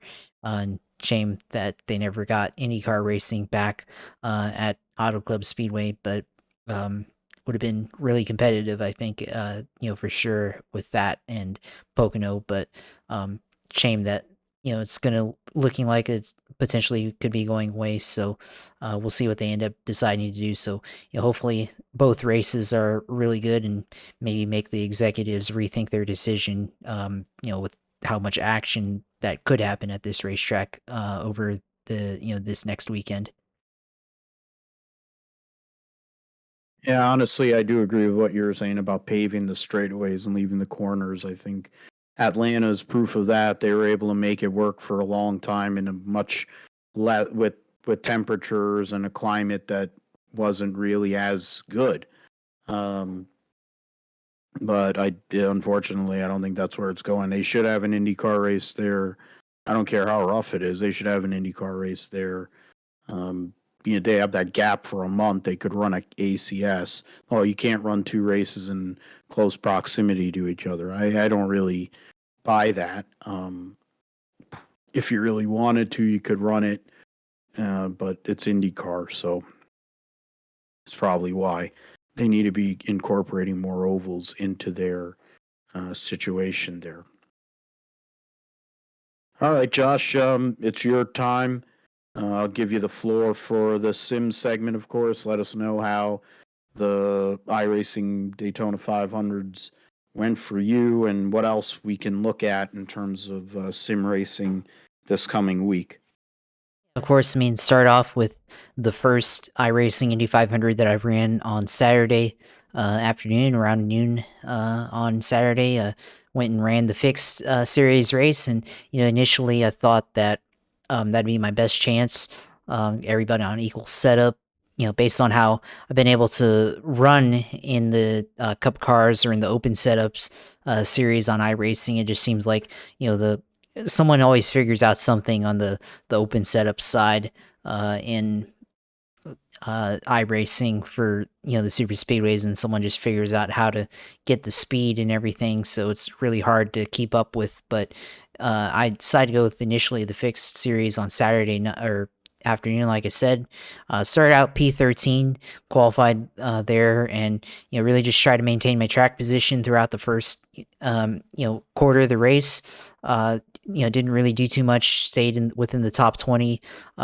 Just try to ride around and survive. In most part, we were single file in that edition of the race, and then later on, just try to maintain throughout the race and stay within the leaders.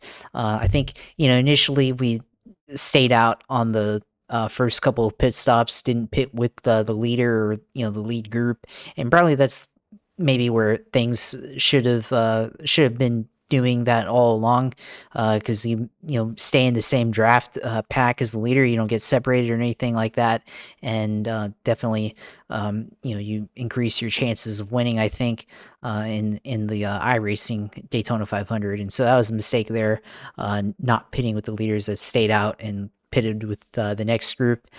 So I was still able to be in the top 10 for the most part.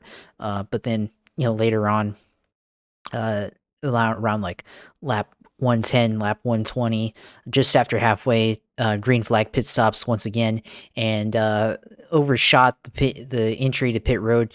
Didn't get it wood down enough to make it into the pit lane. So I entered onto the grass for a bit, just didn't slow down enough and didn't shift down into second gear fast enough for whatever reason. I think it was just, I don't know, I guess I was just worried about getting run over from behind or something like that on entry to pit road, that I, forgot to shift correctly and, put enough brake pressure. So went out into the grass for a minute, or, for not a minute, but, for a few seconds there, and ended up having to take a penalty. So I stayed in the box for an extra 40 seconds after my pit stop, and ended up losing the lap.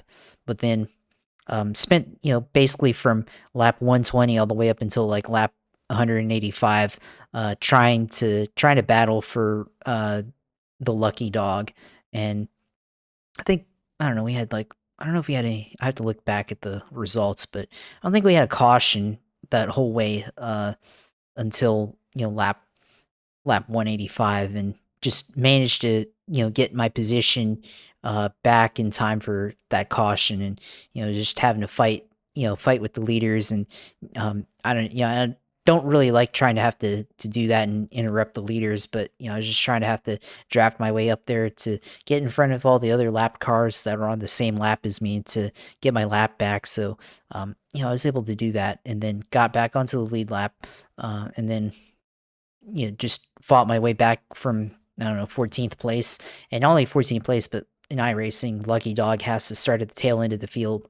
So I had to do that, and, managed to pick my way through the lap traffic and started to get to the, top 10. And then just some of the crashes started happening there, people fighting, and managed to avoid really all of them, I think.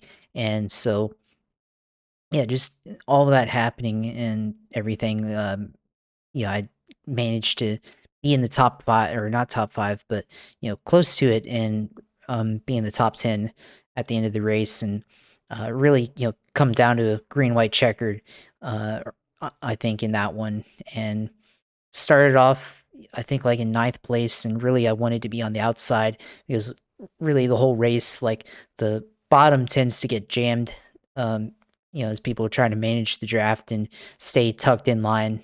So the bottom always like jams up, and then the top can move up into the lead, and then a lot of times they'll stay down in or move down into the bottom, and that's what caused some of the jamming up. But just wanted to be on the outside there, because I felt like that's where I'd been most comfortable making moves, and in my preparation leading up to the race. And just wasn't able to do that. And so coming to the last lap was like in 8th or 9th place, and just ended up staying committed to the guy in front of me and everything. And then we just try to draft with him. And then the guys to my outside on the last lap, they drafted together, and then one of them ended up getting draft off the leaders, and they were able to split 3 wide. But then they touched, and then everybody started crashing. And then I managed to miss that, but then I made contact afterwards, and then spun out, crossed the line, and ended up 5th. So the fixed series race, ended up 5th. Probably wanted to be a little bit closer than that on the last lap to really have an opportunity or be on the outside and make a move. But yeah, it was a good event. Just made a bunch of mistakes, I feel like, and probably could have gotten it some of that back if I didn't overshoot the pits after halfway and everything. So still, at least got the finish 5th and on the lead lap. So technically that is my best finish, I think, in iRacing Daytona 500 competition in the game. So did that. I'll show a replay, I guess, in a minute. I probably should pull that up so you can see the finish and everything. But the other one, actually, let me just go ahead before we talk about the Open Series race. Let me see if I can grab that one, and then I'll put it on so you can see it.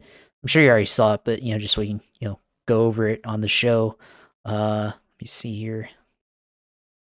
Yeah. Go back. Yeah, I'm got to cut through this to get to the. Yeah, so.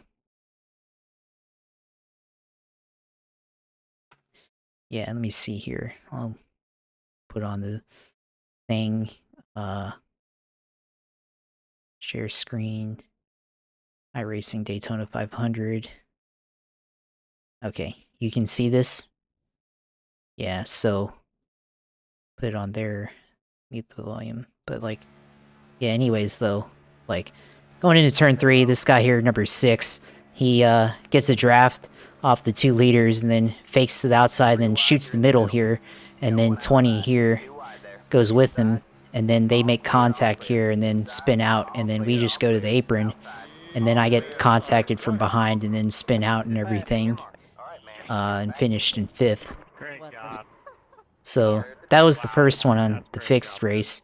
But yeah, it was fun and everything. Just you know, needed to be a little bit closer. And I think if had been able to get on the outside, leading onto the going into the final lap, maybe we could have been in that position on the outside to take a draft and split the middle there, and everything. And looking at how that played out, if the guy like he had made the pass, and if he just didn't make contact with the guy in the middle, or to his outside, he would have won the race. So, and it is what it is, though. But we'll come back again, I guess, next year. But the other one, the fixed or the open series one, started in second because I was able to find a setup on there that actually worked online. I was able to download a setup and everything, and so started second in that one, and then obviously good qualifying setup, and so you really just managed to stay in the top 10 throughout the entire race, and there was a good portion from I'm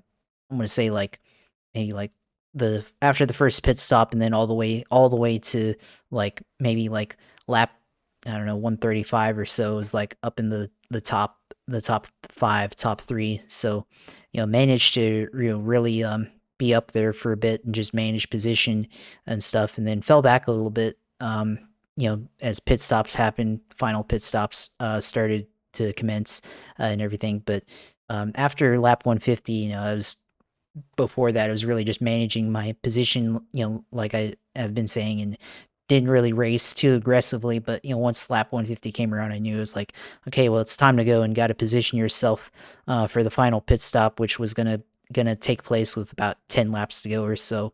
So I wanted to be in position, good position up front to be able to do that, and I wanted to make sure I was up, close to the lead and everything like that. And was really pushing hard on the outside. Just felt really confident being able to push and draft and be up into the lead and everything, and had been able to do that throughout the race whenever I did try to pass or anything like that. But just tried a little too hard, I think, though, because I ended up crashing out with about 22 laps to go. I'll pull that up here. Yeah, this is the replay of it. Yeah, so start off here, because this is like on the lap leading up to it. I'm on the outside here, and I got the guy in front of me is actually a lap car, so I actually got a little bit of help there because that's not for position, so I'm technically the first lead lap car in this lane, but just had a good run and was really pushing here, pushing here, and then made it up all the way up into third right here, and was really just trying to stay behind him, and I felt, so I'll pause here, but really just felt like we would be in the lead on the backstretch, so I was really pushing hard, and then we'd cut down to the bottom and stay there and try to stay there until until the final pit stop. So that was my thinking, but then a couple seconds later here, car just pushed up high, and then it snapped to the left and then spun out here, and then just got pushed back into the wall and everything. So it's pretty much the end of our race there. Believe that. Yeah, I couldn't believe it, and then guy was like, what the hell? And I got loose, man. I'm really sorry. It just turned to the right, to the left. yeah, so that's basically how that happened, and then ended up having about, I don't know, 8 minutes of required repairs and everything. So stayed in the pits, but then once that was finished, drove back out there to try to finish, and actually surprisingly, even though we still had a lot of optional repair time left, still had a good draftable car and everything. So ended up finishing in 26th place there in the Open Series race. So started second and actually led one lap, a single lap there. So I think that's the first time I ever led in the Daytona 500 on iRacing. But still, it takes a lot to win these races. The Daytona 500, like in real life, got to be in the right position at the right time, and got to either time your drafts well or time your blocks well, and just wasn't able to get there. And the first one that I ran, Open Series or Fixed Series, sorry. I mean, my goal was really to be in the lead group, going into the final lap, which I was able to do, but just wasn't quite in the right position there to execute the pass for the win. And then the other one, I felt like I had a strong car, but just I think just pushed a little too hard, a little bit too early, and probably could have been a little bit slightly conservative there on that run, knowing still had a little bit of time left, but was knew I had to go and everything, and just try to go for it. So that's how it goes sometimes, but we'll come back next year, try to add the virtual certificate or trophy to the mantle, and along with the Indy 500 from last year, which of course no longer on iRacing as we've talked about. So just got the Daytona 500, and I think the Rolex 24 are the only real majors, along with the 12 hours in Bathurst. I think that, and the 600 and Southern 500. So there's a lot of special events, but the ones that I care about, there's only about maybe like 3 or 4 of them that I think I really care about competing in. But we'll see what happens and if I have time later on this year or next year. So we'll just have to go through it and try and everything. But of course, had fun and all. So we'll continue to have fun on iRacing, and just continue to go through it. So yeah, I mean that's it for me this week. I think if I play iRacing this week, it'll be just Xfinity or Cup, if I can get into one of them, or trucks at Auto Club Speedway. And I mean, it won't be the last time iRacing races on Auto Club Speedway in the oval, so I'm sure it'll be there as long as they decide to keep it on there as a 2 mile oval. So try to hit that up maybe a couple of times later in the week.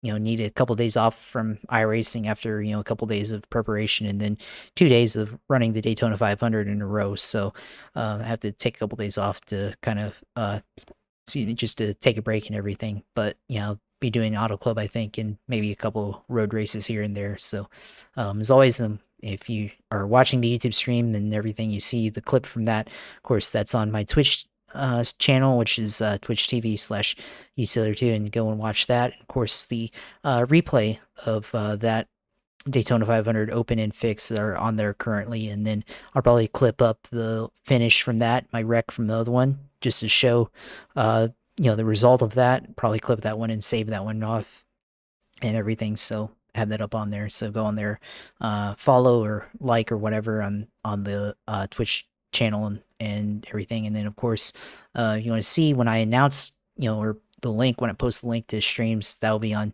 and all my other takes, that'll be on Twitter at JP Huffine, and we'll retweet that one on the show Twitter as well, Group Share Podcast. So go on there and follow and interact and everything. So it'll be where all my race takes and all my other takes on all my other interests will be. So go on there and follow JP Huffline, and of course YouTube channel where this will be on later in the week.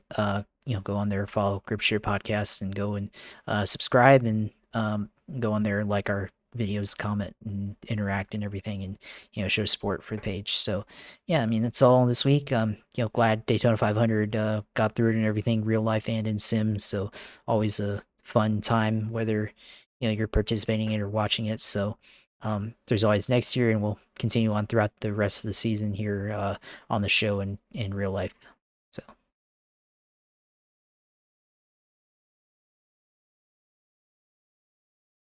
Yep.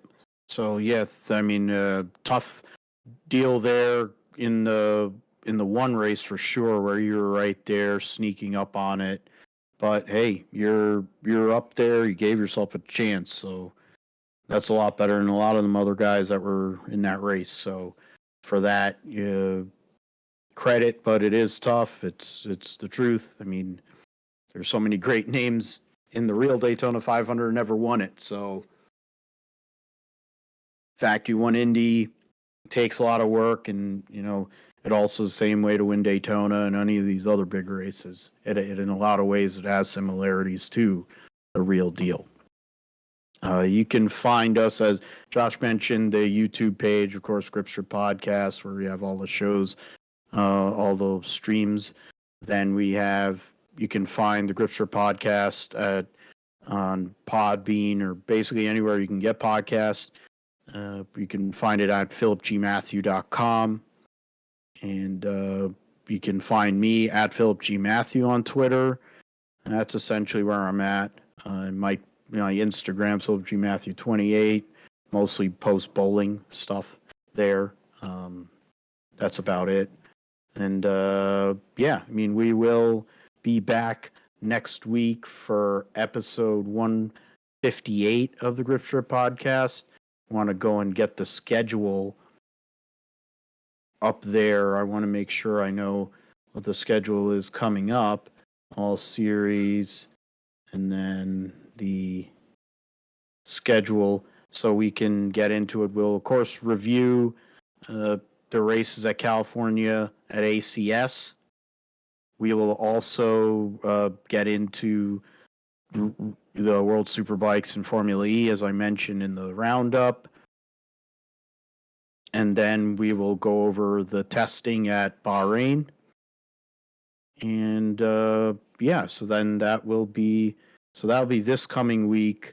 And then the following week will be in March. Yeah, so the following week we'll have Vegas racing there. So we'll go over the race at Vegas. We'll also get into the Formula 1 and Formula 2 opener and the IndyCar and Indy Lights or Indy NXT or whatever opener. So a very busy week upcoming for episode 158 of the Gripster Podcast. We will preview both Formula 1 and IndyCar, make our picks for champion, and in terms of IndyCar, we'll also make early picks for Indy. We won't make our we'll be able to amend them, but definitely make championship picks for both series and constructors picks for Formula 1. Go over a lot of stuff. We're getting busy now. A lot to go into. All three series, actually. Formula 1, Formula 2, Formula 3, and IndyCar, Indy NXT. Of course, there's Supercross going on, too, so can't forget that. I do forget that sometimes. So seeing NHRA is about to come back, too. So plenty of racing. Got off of football, now we're in racing time, so we'll go over all of that next week on the Gripster Podcast. Thanks as always to Josh for all great work and contributions, not only as right-hand guy and my friend and co-host, but also on the engineering side of the show, making sure this thing goes smoothly, and then and his iRacing, of course, being a great iRacer that he is. And then for me, I'll see what I can do on the bowling lanes this week. Keep on progressing. Don't kill myself in the gym, but keep on making progress there. Keep things moving in a positive flow. So with that, we'll thank you for listening to Gripster Podcast. For Josh, I'm Phil. Take care. God bless and goodbye.